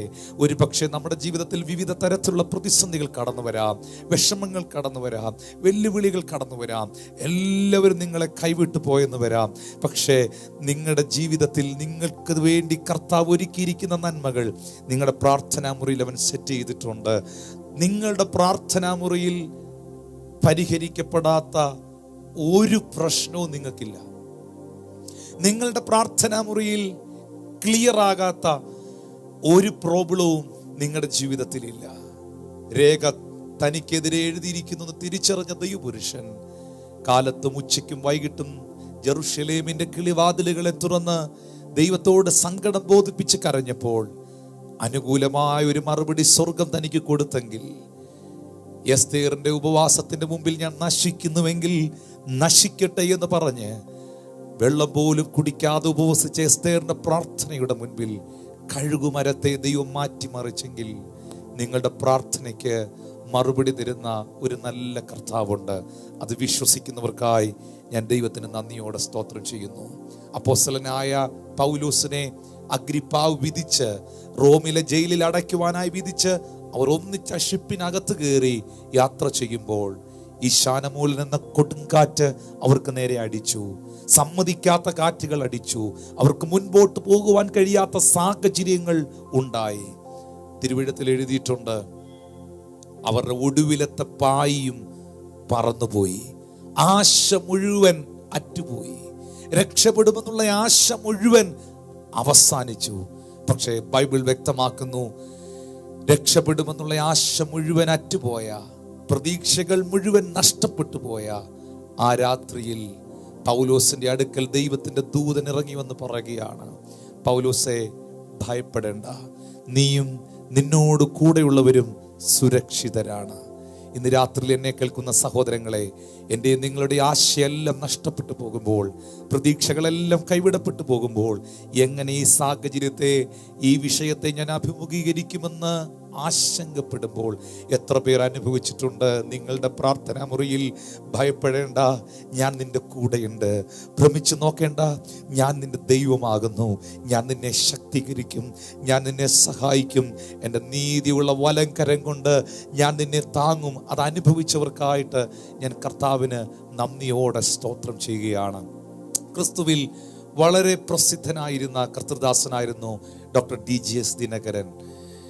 ഡോക്ടർ DGS ദിനകരൻ അങ്കിളുടെ ശുശ്രൂഷയുടെ അനുഭവങ്ങളിൽ ഞാൻ വായിച്ച ഒരു കാര്യമെന്ന് പറയുന്നത്, അദ്ദേഹം സിംഗപ്പൂരിൽ ശുശ്രൂഷിക്കാനായിട്ട് ഒരിക്കൽ കടന്നു വന്നപ്പോൾ അവിടുത്തെ ഏറ്റവും വലിയൊരു ബിസിനസ്സുകാരൻ ഡോക്ടർ DGS ദിനകരൻ അങ്കിളിനെ ആ എയർപോർട്ടിൽ വിളിക്കാൻ വന്നു. വിളിച്ച് തൻ്റെ വാഹനത്തിൽ കയറ്റി കൊണ്ടുപോകുമ്പോൾ, ഹോട്ടലിലേക്ക് കൊണ്ടുപോകുമ്പോൾ ദിനകരൻ അങ്കിളിനോട് ഇങ്ങനെ പറഞ്ഞു, ഇനി അടുത്ത 3 ദിവസങ്ങൾ ഞാൻ അങ്കിളിനെ പിക്ക് ചെയ്യും, കൺവെൻഷൻ ഗ്രൗണ്ടിൽ വിടും, മീറ്റിംഗ് കഴിഞ്ഞ് തിരിച്ച് ഞാനായിരിക്കും കൊണ്ടുപോകുന്നത്. എനിക്കാണ് ആ ചുമതല ദൈവകൃപയാൽ ലഭിച്ചിരിക്കുന്നത്.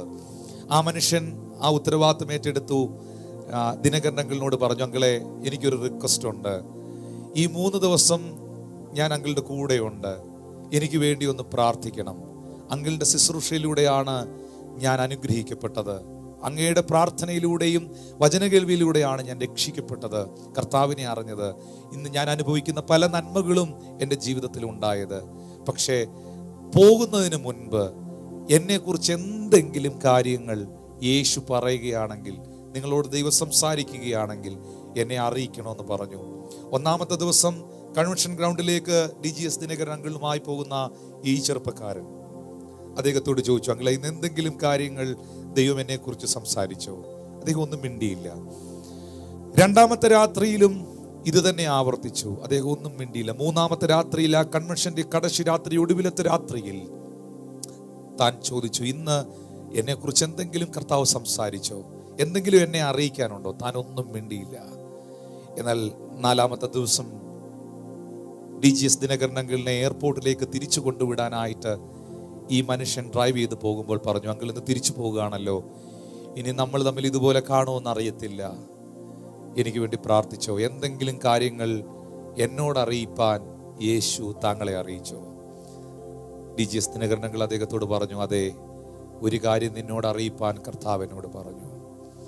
വളരെ ആകാംക്ഷയോടെ, വളരെ എക്സൈറ്റഡായി ആ കണ്ണുകളിലേക്ക് ഈ മനുഷ്യൻ നോക്കി. ആ വാഹനം ഒരു പാർക്കിംഗ് ഏരിയയിലേക്ക് ഒതുക്കി. എന്നിട്ട് പറഞ്ഞു, എന്താണ് കർത്താവ് അറിയിച്ചത്? ദിനകരൻ അങ്കിൾ പറഞ്ഞു, നിന്റെ പ്രാരംഭകാലത്ത് നീ ദൈവത്തിന്റെ സന്നിധിയിൽ മുഴങ്കാലിൽ നിന്ന് പൊട്ടിക്കരഞ്ഞതും നിലവിളിച്ചതും പ്രാർത്ഥിച്ചതുമൊക്കെ യേശു എന്നോട് പറഞ്ഞു. എന്നാൽ പല ഭൗതിക നന്മകളും അഭിവൃദ്ധികളും അനുഗ്രഹങ്ങളും ലോകപ്രകാരം പല കാര്യങ്ങളും നീ പ്രതീക്ഷിച്ചതും പ്രതീക്ഷിക്കാത്തതുമൊക്കെ നിനക്ക് ലഭിച്ചപ്പോൾ നിന്റെ തിരക്കുകൾ വർദ്ധിച്ചു.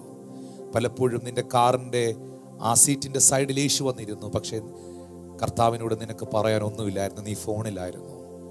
നിന്റെ ബെഡ്റൂമിൽ പലപ്പോഴും യേശു നിന്നെ സന്ദർശിക്കാൻ വന്നു, നിനക്ക് കർത്താവിനോടൊന്നും പറയാനില്ലായിരുന്നു, നീ കംപ്ലീറ്റ് ടൈം നിന്റെ ഓഫീസ് ലാപ്ടോപ്പിലായിരുന്നു.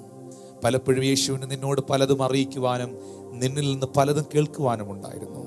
പക്ഷെ ആ സമയത്തെല്ലാം നീ ഭയങ്കര തിരക്കായിരുന്നു. ഇന്ന് രാത്രിയിൽ എന്നെ കേൾക്കുന്ന പ്രിയപ്പെട്ടവരെ, ഈ സാമൂഹിക അകലവും ഈ സോഷ്യൽ ഡിസ്റ്റൻസും ഈ ലോക്ക്ഡൗണും ഈ ജനതാ കർഫ്യൂവും വീട്ടിനകത്ത് കഥകടച്ചിരിക്കണമെന്നൊക്കെയുള്ള നിയമങ്ങളൊക്കെ നമ്മുടെ മുമ്പിൽ കൊണ്ടുവന്നത് ഞാൻ വിശ്വസിക്കുന്നു നഷ്ടപ്പെട്ടു പോയ പ്രാർത്ഥനാ ജീവിതത്തെ തിരിച്ചു പിടിക്കാനാണ്, ദൈവത്തോടുള്ള ബന്ധത്തെ റിസ്റ്റോർ ചെയ്യാൻ വേണ്ടിയാണ്.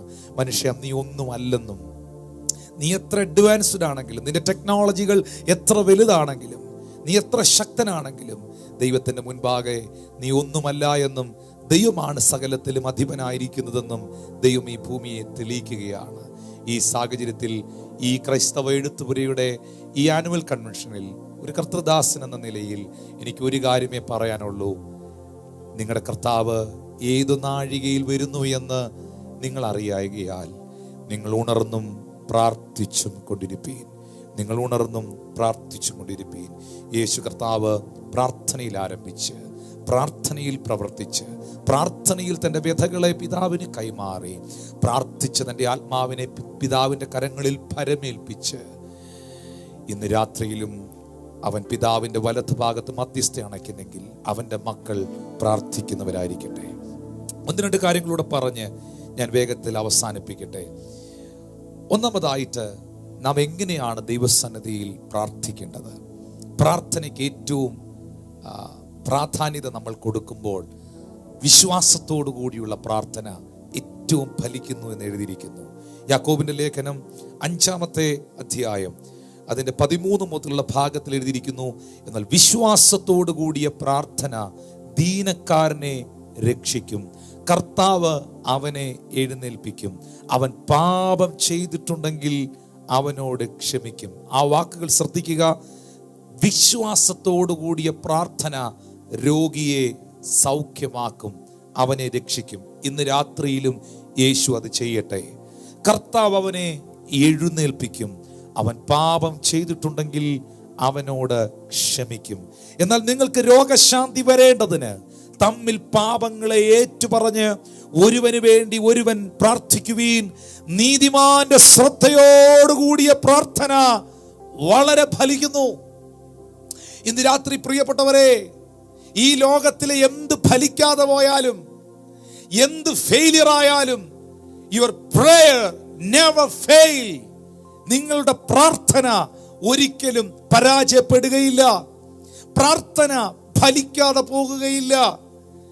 17-ാമത്തെ വാക്യത്തിൽ പറയുന്നു, ഏലിയാവും നമുക്ക് സമസ്വഭാവമുള്ള മനുഷ്യനായിരുന്നു. മഴ പെയ്യാതിരിക്കേണ്ടതിന് അവൻ പ്രാർത്ഥനയിൽ ദൈവത്തോട് അപേക്ഷിച്ചു. ചേർന്ന് കരങ്ങൾ ഉയർത്തി ദൈവത്തെ സ്തുതിക്കാം. 1 രാജാക്കന്മാരുടെ പുസ്തകം 17-ാം അധ്യായത്തിന്റെ 1-ാമത്തെ വാക്യത്തിലാണ് ഏലിയാവ് എന്ന ദൈവപുരുഷന്റെ രംഗപ്രവേശനം. യേശുക്രിസ്തുവിന്റെ സഹോദരനായ യാക്കോബ് ഈ ലേഖനം എഴുതുമ്പോൾ ഏലിയാവ് എന്ന് പറയുന്ന മനുഷ്യനെ പരിചയപ്പെടുത്തുന്നത് തന്നെ ഏലിയാവ് നമുക്ക് സമസ്വഭാവമുള്ള മനുഷ്യനായിരുന്നു എന്നാണ്. മാനുഷിക ബുദ്ധിക്കെത്തും പിടിയും കിട്ടാത്ത, നമ്മുടെ ചിന്തകൾക്ക് ഒതുങ്ങാത്ത അതിശക്തമേറിയ ദൈവപ്രവർത്തികൾ ദൈവത്തിൽ ആശ്രയിച്ച് ഈ ഭൂമിയിൽ കാഴ്ചവെച്ച ദൈവത്തിന്റെ അഭിഷിക്തനാണ് ഏലിയാവ്. ആ ഏലിയാവിനെ ചൂണ്ടിക്കാണിച്ചുകൊണ്ട് യേശുക്രിസ്തുവിന്റെ സഹോദരനായ യാക്കോബ് പറയുകയാണ്, ഈ ഏലിയാവ് എനിക്കും നിങ്ങൾക്കും സമസ്വഭാവമുള്ള മനുഷ്യനായിരുന്നു. എവിടെയാണ് ഏലിയാവ് നമുക്ക് സമസ്വഭാവമുള്ള മനുഷ്യനായത്? മറ്റെങ്ങുമല്ല, പ്രാർത്ഥനയിൽ. പ്രാർത്ഥനയിൽ പ്രാർത്ഥനയിൽ ഹല്ലേലൂയ. ചേർന്ന് കർത്താവിന് സ്തോത്രം ചെയ്യാമോ? ഏലിയാവ് എന്ന് പറയുന്ന മനുഷ്യൻ കുടുംബ പശ്ചാത്തലവും പാരമ്പര്യവും ഒന്നും പറയാനില്ലാത്തവനാണ്. തിശ്ബിയിൽ നിന്ന് വന്ന തിശ്ബിനായ ഏലിയാവാണ്. മറ്റൊരു പാരമ്പര്യവും അവന് പറയാനില്ല. എന്നാൽ ഏലിയാവിന്റെ ഉറപ്പെന്നായിരുന്നറിയാമോ? അവൻ ആഹാബിനോട് പറയുകയാണ്, ഞാൻ സേവിച്ചു നിൽക്കുന്ന ഇസ്രായേലിന്റെ ദൈവമായ യഹോവയാണ്, ഞാൻ പറഞ്ഞിട്ടല്ലാതെ ഈ ആണ്ടുകളിൽ മഞ്ഞും മഴയും പെയ്യുകയില്ല. എനിക്ക് കുടുംബ പാരമ്പര്യം പറയാനില്ല, എനിക്ക് ഈ ലോകത്തിലെ മറ്റൊരു പുകഴ്ചയും പറയാനില്ല. എൻ്റെ ഐഡന്റിറ്റി എന്ന് പറയുന്നത് എൻ്റെ പ്രാർത്ഥനാ ജീവിതമാണ്. എൻ്റെ ഐഡന്റിറ്റി എന്ന് പറയുന്നത് എനിക്ക് ദൈവത്തോടുള്ള ബന്ധമാണ്. എൻ്റെ ഐഡന്റിറ്റി എന്ന് പറയുന്നത് ഞാൻ സേവിക്കുന്ന എൻ്റെ ദൈവമാണ്. ഞാൻ സേവിക്കുന്ന ഇസ്രായേലിന്റെ ദൈവമായ യഹോവയാണ്, ഞാൻ പറഞ്ഞിട്ടല്ലാതെ ഈ ആണ്ടുകളിൽ മഞ്ഞും മഴയും പെയ്യുകയില്ല. ഞാൻ പറഞ്ഞാൽ പറഞ്ഞതുപോലെ ചെയ്യുന്ന ഒരു കർത്താവുണ്ട്. പ്രാർത്ഥിക്കുന്ന ദൈവവൈതലേ, നിന്റെ വാക്കുകൾക്ക് വില കൽപ്പിക്കുന്നൊരു ദൈവമുണ്ട്. കരങ്ങളെ ഉയർത്തി ഇന്ന് രാത്രിയിൽ ദൈവത്തിന് സ്തോത്രം ചെയ്യുക. ഇതേ ഏലിയാവ്, ഇതേ മനുഷ്യൻ 1 രാജാക്കന്മാരുടെ പുസ്തകം 18-ാം അധ്യായത്തിന്റെ 41 മുതലുള്ള ഭാഗം വായിക്കുമ്പോൾ വളരെയധികം ശ്രദ്ധിക്കേണ്ടതായിട്ടുള്ളൊരു കാര്യമാണ്. ആ 18-ാം അധ്യായത്തിന്റെ 41 മുതലുള്ള ഭാഗങ്ങളിൽ ഈ ഏലിയാവ് ദൈവസന്നിധിയിൽ പ്രാർത്ഥിക്കുന്ന മറ്റൊരു പശ്ചാത്തലം നിങ്ങൾക്ക് കാണാൻ കഴിയുന്നു. ഏലിയാവിന്റെ കൂടെ നടന്ന എലീശ, ഞാൻ ഈ സന്ദേശം പറയുമ്പോൾ അതൊന്ന് ശ്രദ്ധിക്കണമേ. എലീശ എന്ന് പറയുന്ന മനുഷ്യൻ ഏലിയാവിന്റെ പ്രാർത്ഥനാ ജീവിതത്തെ വളരെ ശ്രദ്ധയോടെ വീക്ഷിച്ച മനുഷ്യനാണ്. ഏലിയാവിനെ അനുഗമിച്ച, ഏലിയാവിന്റെ കൈക്ക് വെള്ളം ഒഴിച്ചു കൊടുത്ത എലീശായിലും പിൽക്കാലത്ത് കാണാൻ കഴിഞ്ഞത് പ്രാർത്ഥിക്കുന്ന ഒരു മനുഷ്യനെയാണ്. ഒരിക്കൽ വീട്ടുടമക്കാരത്തിയുടെ പൈതൽ മരിച്ചു പോയപ്പോൾ എലീശാന്റെ അടുക്കലേക്ക് ആ സഹോദരി കടന്നു വന്ന, ശൂന്യക്കാരത്തി സ്ത്രീ കടന്നു വന്ന് പറയുകയാണ്, എൻ്റെ പൈതൽ മരണപ്പെട്ടിരിക്കുന്നു, എൻ്റെ പൈതൽ മരിച്ചു പോയിരിക്കുന്നു. എന്നാൽ തിരുവെഴുത്തിൽ വ്യക്തമാക്കുകയാണ്, അവളുടെ മടിയിലിരുന്ന മരിച്ചുപോയ കുഞ്ഞിനെ ഈ ദൈവപുരുഷൻ എടുത്ത് തൻ്റെ മാളിക മുറിയിൽ എന്ന് പറഞ്ഞാൽ തൻ്റെ പ്രാർത്ഥനാ മുറിയിൽ കൊണ്ടുപോയി ആ കുഞ്ഞിന്റെ മുകളിൽ വീണ് തഴുകി പ്രാർത്ഥിക്കുന്ന സാഹചര്യം നിങ്ങൾക്ക് കാണാൻ കഴിയുന്നു. ഇന്ന് രാത്രി വചനം കേൾക്കുന്നവരുടെ ശ്രദ്ധയ്ക്ക്, ആ സഹോദരിയുടെ ആ സ്ത്രീയുടെ കുഞ്ഞ് മരണപ്പെട്ടപ്പോൾ അവളുടെ കയ്യിലിരിക്കുന്നത് പരിഹരിക്കപ്പെടുവാൻ കഴിയാത്തൊരു പ്രതിസന്ധിയാണ്. ഈ ലോകത്തിലെ ആർക്കും ഇനി സോൾവ് ചെയ്യാൻ കഴിയാത്തൊരു പ്രശ്നമാണ്. ആ കുഞ്ഞ് മരണപ്പെട്ടിരിക്കുന്നു. എന്നാൽ ആ വിഷയത്തെ പ്രാർത്ഥനാ മനുഷ്യനായ പ്രവാചകനായ ദൈവപുരുഷൻ ഏറ്റുവാങ്ങിക്കൊണ്ട് തൻ്റെ മാളികാമുറിയിലേക്ക്, തൻ്റെ പ്രാർത്ഥനാ മുറിയിലേക്ക് കടന്നുപോയി. അവിടെ ചെന്ന് താൻ ആ കുഞ്ഞിന് വേണ്ടി തഴുകി പ്രാർത്ഥിക്കുന്നു. ഇന്ന് രാത്രി ശ്രദ്ധിക്കുക, നിങ്ങളുടെ പ്രാർത്ഥനാ മുറിയിൽ ജീവിക്കാത്ത ഒരു പ്രതിസന്ധിയും നിങ്ങൾക്കില്ല. നിങ്ങളുടെ പ്രാർത്ഥനാ മുറിയിൽ മടങ്ങി വരാത്ത ഒരു പ്രശ്നങ്ങളും നിങ്ങൾക്കില്ല. ഇന്ന് രാത്രി നഷ്ടപ്പെട്ടതെല്ലാം ഇനിയുള്ള സമയങ്ങളിൽ ഒരു റെസ്റ്റോറേഷൻ ഉണ്ടാകണമെങ്കിൽ, സഭയ്ക്കാണെങ്കിലും ആത്മീക ശുശ്രൂഷയിലാണെങ്കിലും സമസ്ത മേഖലകളിലും ഒരു പുനർസ്ഥാപനം ഉണ്ടാകണമെങ്കിൽ അത് പ്രാർത്ഥനയിലൂടെ മാത്രമേ കഴിയുകയുള്ളൂ. മതവും മനുഷ്യനും ഗവൺമെന്റും ലോകവുമെല്ലാം അടിയറവ് പറഞ്ഞിരിക്കുന്ന സാഹചര്യത്തിൽ പ്രാർത്ഥിക്കുന്ന ദൈവവേദലേ, നിന്റെ പ്രാർത്ഥനയ്ക്ക് ചിലതിനെ ജീവിപ്പിക്കാൻ കഴിയും. നിന്റെ പ്രാർത്ഥനയ്ക്ക് ചിലതിനെ എഴുന്നേൽപ്പിക്കാൻ കഴിയും. നിന്റെ പ്രാർത്ഥനയ്ക്ക് ചൈതന്യം വരുത്തുവാനായി കഴിയും. ഹല്ലേലൂയ. കരങ്ങളെ ഉയർത്തി ദൈവത്തിന് സ്തോത്രം ചെയ്യും. ഞാനിത് പറഞ്ഞതിന്റെ കാരണം, ഈ രാത്രി ഈ സന്ദേശം കേൾക്കുന്ന ഓരോരുത്തരും, അനവധിയായ ദൈവവൃത്യന്മാരെന്നെ കേൾക്കുന്നുണ്ട്. നാം ഓരോരുത്തരും ദേശത്തിന്റെ കാവൽക്കാരാണ്. ദേശങ്ങൾക്ക് വേണ്ടി ഇടിവിൽ നിന്ന് പ്രാർത്ഥിക്കുവാനായി വിളിക്കപ്പെട്ടവരാണ്. എഗസ്കേലിന്റെ പ്രവചന പുസ്തകം 22-ാം അധ്യായത്തിന്റെ 30-ാമത്തെ വാക്യത്തിൽ എഴുതിയിരിക്കുകയാണ്, ഞാൻ ദേശത്തെ നശിപ്പിക്കാതെ വണ്ണം അതിന് മതിൽ കെട്ടി എന്റെ മുൻപാകെ ഇടിവിൽ നിൽക്കേണ്ടതിന് ഒരു പുരുഷനെ ഞാൻ അവരുടെ ഇടയിൽ അന്വേഷിച്ചു, ആരെയും കണ്ടില്ല. ഞാൻ ദേശത്തിന് വേണ്ടി ഇടിവിൽ നിന്ന് പ്രാർത്ഥിക്കുവാൻ ഒരു മനുഷ്യനെ അന്വേഷിച്ചു. ഞാൻ പല പ്രവാചകന്മാരെ കണ്ടു, പല പ്രസംഗകരെ കണ്ടു, പല എഴുത്തുകാരെ ഞാൻ കണ്ടു, ഒരുപാട് വൻ കാര്യങ്ങൾ പ്രസ്താവിക്കുന്നവരെ ഞാൻ കണ്ടു. പക്ഷെ ഒരു വ്യക്തിയെ എനിക്ക് കിട്ടിയില്ല. ഞാൻ മുഴുവൻ തിരക്കി. ദൈവം പറയുന്നു, ഞാൻ മുഴുവൻ അന്വേഷിച്ചു. ആരെയാണ് ദൈവം അന്വേഷിച്ചിട്ട് ആരെയും ആരുടെ ഇടയിലും കാണാൻ കഴിയാതെ പോയത്? സ്വർഗത്തിലെ ദൈവം പറയുന്നു, പ്രാർത്ഥനയുടെ മതിൽ കെട്ടി ദേശത്തിന് വേണ്ടി ഇടിവിൽ നിൽക്കുവാൻ ഒരു പുരുഷനെ ഞാൻ അന്വേഷിച്ചു, എനിക്ക് കാണുവാനായി കഴിഞ്ഞില്ല.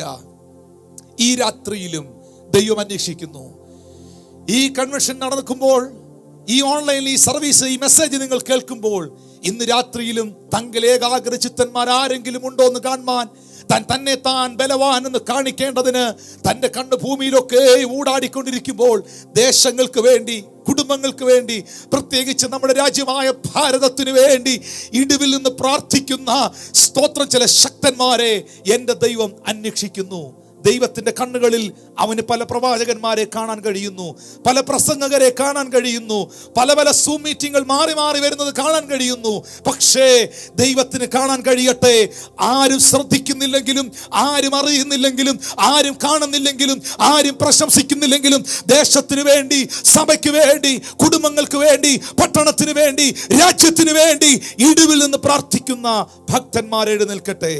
തിരുവെടുത്ത് പറയുകയാണ്, ഞാൻ ഇവരുടെ ഇടയിൽ അന്വേഷിച്ചു, കണ്ടില്ല താനും. ഹല്ലേലൂയ.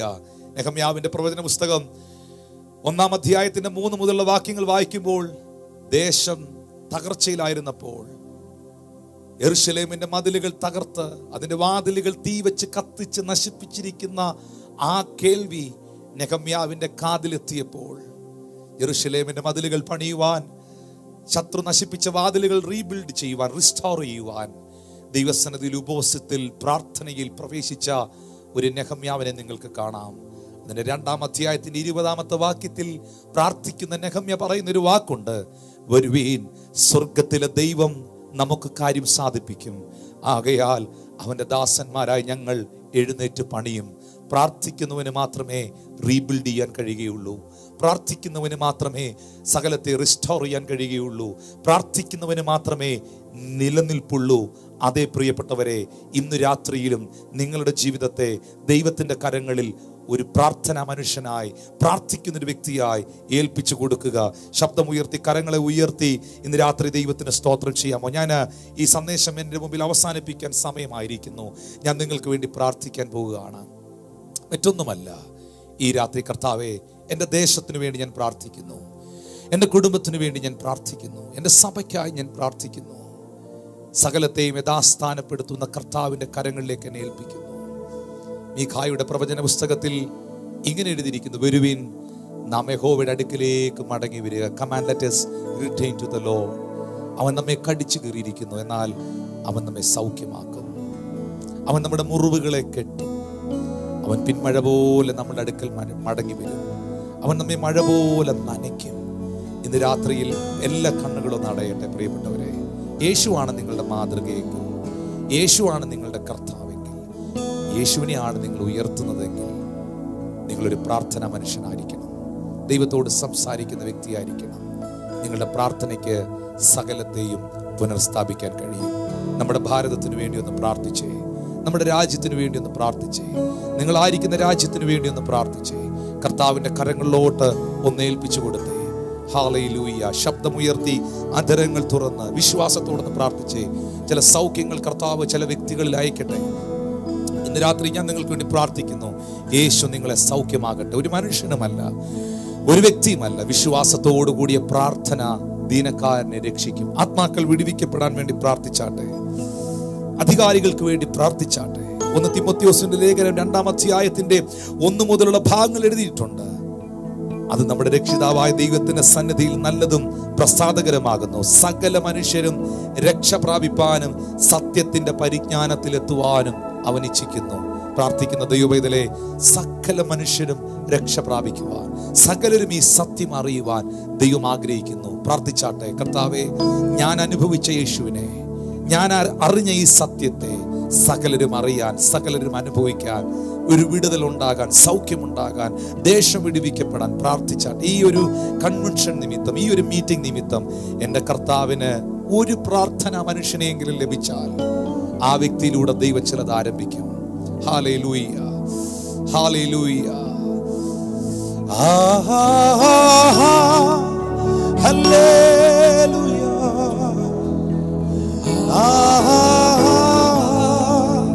Hallelujah, hallelujah.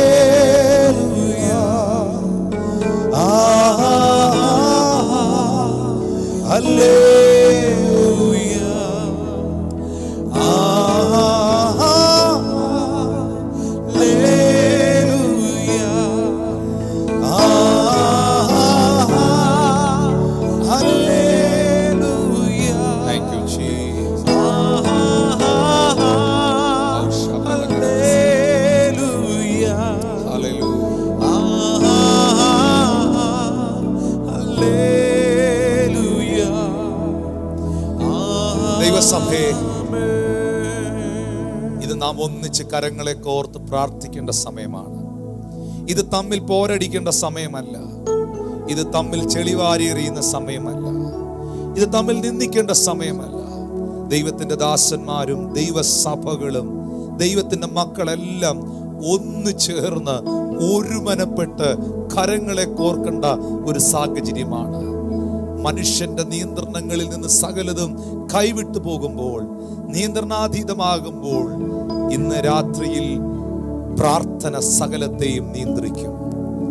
നിങ്ങൾക്കറിയുമോ, your prayer room is your control room. നിങ്ങളുടെ പ്രാർത്ഥനാ മുറി സകലത്തെയും നിയന്ത്രിക്കുന്ന ഒരു കൺട്രോൾ പാനലാണ്, ഒരു കൺട്രോൾ റൂമാണ്. ഇന്ന് രാത്രിയിൽ നിങ്ങൾ അധരങ്ങളെ തുറന്ന് കർത്താവിന്റെ മുഖത്തേക്കൊന്ന് കണ്ണുകൾ ഉയർത്തി. ഞാൻ എൻ്റെ കണ്ണുകൾ പർവ്വതങ്ങളിലേക്ക് ഉയർത്തുന്നു. എൻ്റെ സഹായം എവിടെ നിന്ന് വരും? എൻ്റെ സഹായം ആകാശത്തെയും ഭൂമിയെയും ഉണ്ടാക്കിയ യഹോവയെങ്കിൽ നിന്ന് വരുന്നു. യെശയ്യാ 59:1 പറയുന്നു, രക്ഷിപ്പാതിരിപ്പാൻ അവന്റെ കരം കുറുകിയിട്ടില്ല, കേൾക്കാതിരിക്കുവാൻ അവന്റെ കാതുകൾ മന്ദമായിട്ടില്ല. യിരെമ്യാവിന്റെ പ്രവചനം 33:3 വാക്യത്തിൽ എഴുതിയിരിക്കുന്നു, എന്നെ വിളിച്ചപേക്ഷിക്ക, ഞാൻ നിനക്ക് ഉത്തരമരുളും, നീ അറിയാത്തതും മഹത്തായതും അഗോചരമായ കാര്യങ്ങളെ ഞാൻ നിനക്ക് വെളിപ്പെടുത്തും. ലൂക്കോസ് സുവിശേഷം 18:7-8 വായിക്കുന്നു, ദൈവമോ തന്നോട് നിലവിളിക്കുന്ന വൃദ്ധന്മാരുടെ കാര്യത്തിൽ ദീർഘക്ഷമയുള്ളവനാകയാൽ വേഗത്തിൽ അവരെ പ്രതിക്രിയ നടത്തി രക്ഷിക്കും. ഇന്ന് രാത്രി കർത്താവേ, ആ കരങ്ങളെ ഉയർത്തിപ്പിടിച്ച് പറഞ്ഞ് എൻ്റെ ദേശത്തിൽ ഒരുപാട് പേർ രക്ഷിക്കപ്പെടാനുണ്ട്, ഒരുപാട് പേർ യേശുവിനെ അറിയാനുണ്ട്, ഒരുപാട് പേർ കർത്താവിൻ്റെ സ്നേഹം അനുഭവിക്കുവാനുണ്ട്. ഞാൻ അവർക്കായി പ്രാർത്ഥിക്കുന്നു. എൻ്റെ ഭാരതത്തിനായി ഞാൻ പ്രാർത്ഥിക്കുന്നു. നോർത്ത് ഇന്ത്യൻ സംസ്ഥാനങ്ങൾക്കായി, സ്റ്റേറ്റുകൾക്കായി ഞാൻ പ്രാർത്ഥിക്കുന്നു. ഹാലലൂയ. നോർത്ത് ഇന്ത്യയിലെ ഓരോ ഭാഗങ്ങൾക്കായി ഞാൻ പ്രാർത്ഥിക്കുന്നു. ഓരോ ഡിസ്ട്രിക്റ്റുകൾക്കായി, ഓരോ സ്റ്റേറ്റുകൾക്കായി ഞാൻ പ്രാർത്ഥിക്കുന്നു. അതരങ്ങൾ തുറന്ന് ദൈവത്തോട് പ്രാർത്ഥിച്ചാട്ടെ. ഞാൻ പാർക്കുന്ന എൻ്റെ രാജ്യത്തിനായി. നിങ്ങൾ ഏത് രാജ്യത്തിൽ ഇരുന്നു കൊണ്ടാണ് എന്നെ കേൾക്കുന്നത്? ഒന്ന് കരമുയർത്തി പ്രാർത്ഥിച്ചേ. സകല മനുഷ്യരും രക്ഷ പ്രാപിപ്പാനും സത്യത്തിന്റെ പരിജ്ഞാനത്തിൽ എത്തുവാനും എൻ്റെ ദൈവം ആഗ്രഹിക്കുമ്പോൾ പ്രാർത്ഥനയ്ക്ക് മാത്രമേ സകലത്തെ സാധ്യമാക്കാൻ കഴിയത്തുള്ളൂ. പ്രാർത്ഥിക്കുന്നവർ ദൈവസഭയെ പണിതുയർത്തട്ടെ. പ്രാർത്ഥിക്കുന്ന ശുശ്രൂഷകന്മാർ എഴുന്നേറ്റ് വരട്ടെ. ഹല്ലേലൂയ. പ്രാർത്ഥനയിൽ ആരംഭിച്ച, പ്രാർത്ഥനയിൽ പ്രവർത്തിച്ച, പ്രാർത്ഥനയിൽ വിഷയങ്ങളെ അഭിമുഖീകരിച്ച, പ്രാർത്ഥനയുടെ ആത്മാവിനെ പിതാവിന്റെ തൃക്കരങ്ങളിൽ ഫലമേൽപ്പിച്ച, ഇന്ന് രാത്രിയിലും പിതാവിന്റെ വലത്ത് ഭാഗത്ത് തന്നോട് അപേക്ഷിക്കുന്നവർക്ക് വേണ്ടി മധ്യസ്ഥ അണയ്ക്കുന്ന, പ്രാർത്ഥിക്കുന്ന ദൈവത്തിന്റെ മക്കൾ, അവന്റെ കുഞ്ഞുങ്ങൾ അധരങ്ങളെ തുറന്നിന്ന് രാത്രിയിൽ ദൈവത്തോട് പ്രാർത്ഥിക്കാൻ തുടങ്ങിയാട്ടെ. ഹല്ലേലൂയ. നിന്റെ അധരത്തെ പരിഹസിക്കുവാനല്ല പരിശുദ്ധാത്മാവ് ഒരുക്കിയിരിക്കുന്നത്, മറ്റുള്ളവർക്ക് വേണ്ടി പ്രാർത്ഥിക്കാനത്രേ. തിരുവെഴുത്ത് പറയുന്നു, മറ്റുള്ളവരെ വാക്കുകൾ കൊണ്ട് താങ്ങുവാൻ അറിയേണ്ടതിന് അവൻ എനിക്ക് ശിഷ്യന്മാരുടെ നാവ് നൽകിയിരിക്കുന്നു. ഹല്ലേലൂയ. നിങ്ങളുടെ പ്രാർത്ഥന മറ്റുള്ളവരെ താങ്ങുന്നതായിരിക്കട്ടെ. നിങ്ങളുടെ പ്രാർത്ഥന മറ്റുള്ളവർ ഹൃദയങ്ങളെ തണുപ്പിക്കുന്നതായിരിക്കട്ടെ. നിങ്ങളുടെ ജീവിതം കൊണ്ട് പ്രാർത്ഥനയുടെ മതിൽ കെട്ടപ്പെടട്ടെ. പൈശാചിക ശക്തികളുടെ പോക്കുവരവുകൾ പട്ടണത്തിൽ അവസാനിക്കപ്പെടട്ടെ. നിന്റെ ഭവനത്തിൽ അവസാനിക്കപ്പെടട്ടെ. പ്രാർത്ഥനയുടെ മതിലുകൾ തീർക്കുന്നവർക്കായി ദൈവത്തിന് സ്തോത്രം ചെയ്യുന്നു. ഓ ഹല്ലേലൂയ. ഉയർത്തിയിടും ഞാൻ എൻ്റെ കണ്ണുകൾ തുണയാരുളും വൻകീരിയിൽ. ഉയർത്തിയിടും ഞാൻ എൻ്റെ കണ്ണുകൾ തുണയാരുളും വൻകീരിയിൽ. എൻ സഹായം വാനം ഭൂമി അഖിലം വാഴും യഹോവയിൽ. എൻ സഹായം വാനം ഭൂമി അഖിലം വാഴും യഹോവയിൽ. ഉയർത്തിയിടും ഞാൻ എൻ്റെ കണ്ണുകൾ തുണയാ. പത്രോസ് കാരാഗ്രഹത്തിലായിരുന്നപ്പോൾ ബൈബിൾ പറയുന്നു, സമശ്രദ്ധയോടെ അവന് വേണ്ടി പ്രാർത്ഥിച്ചു. പത്രോസ് കാരാഗ്രഹത്തിൽ കിടക്കുമ്പോൾ സമശ്രദ്ധയോടെ അവന് വേണ്ടി പ്രാർത്ഥിച്ചു. ദൈവസഭയെ ഉണരുക, പ്രാർത്ഥനയ്ക്കായി ഉണരുക, പ്രാർത്ഥനയ്ക്കായി എഴുന്നേൽക്കുക, പ്രാർത്ഥനയിൽ കൈകോർക്കുക, പ്രാർത്ഥനയിൽ ഒരുമനപ്പെടുക. ഹല്ലേലൂയ. ദേശത്തിനായി, സഭകൾക്കായി, കുടുംബങ്ങൾക്കായി വെളിപ്പെടുവാൻ പോകുന്ന വലിയൊരു ഉണർവിനായി, അല്ലെങ്കിൽ കർത്താവിന്റെ വരവിനായി നമ്മെ ഒരുക്കുവാൻ നിങ്ങളുടെ കർത്താവ് ഏതൊരു നാഴികയിൽ വരുന്നു, മനുഷ്യപുത്രൻ ഏത് നാഴികയിൽ വരുന്നു എന്ന് നിങ്ങൾ അറിയാകിയാൽ ഉണർന്നും പ്രാർത്ഥിച്ചു കൊണ്ടിരിപ്പി എന്ന് അരുളി ചെയ്തതുപോലെ പ്രാർത്ഥിക്കുവാൻ ആരംഭിച്ചാട്ടെ. ശബ്ദമുയർത്തി. ഉയർത്തിയിടും ഞാൻ എൻ്റെ കണ്ണുകൾ തുണയാരുളും വൻകീരിയിൽ. ഉയർത്തിയിടും ഞാൻ എൻ്റെ കണ്ണുകൾ തുണയാരുളും വൻകീരിയിൽ. എൻ സഹായം വാനം ഭൂമി അഖിലം വാഴും യഹോവയിൽ. എൻ സഹായം. വിശ്വാസത്തോടു കൂടിയ പ്രാർത്ഥന ദീനക്കാരനെ രക്ഷിക്കുന്നു.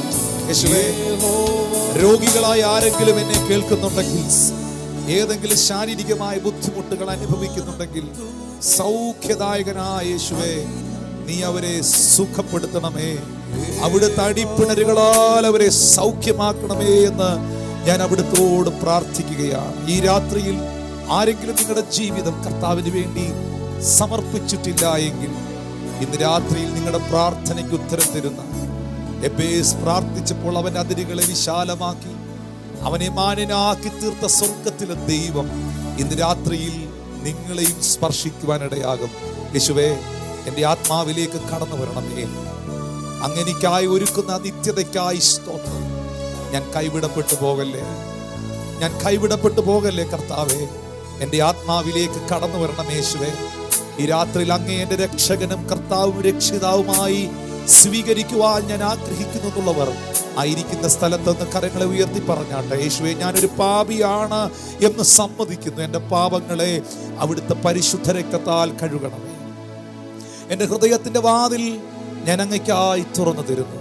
അങ്ങനെ ജീവിതത്തിലേക്ക് കടന്നു വരണമേ. എന്നെ തന്നെ പൂർണ്ണമായി സമർപ്പിക്കുന്നു. അങ്ങയ്ക്കായി ജീവിപ്പാൻ എന്നെ അവിടുന്ന് സഹായിക്കണം. അവിടുത്തെ വരവിനായി ഒരുക്കണം. യേശുവിൻ നാമത്തിൽ തന്നെ ആമേൻ. കർത്താവ് നിങ്ങളെല്ലാവരെയും ധാരാളമായിട്ട് സമൃദ്ധിയായിട്ട് അനുഗ്രഹിക്കട്ടെ.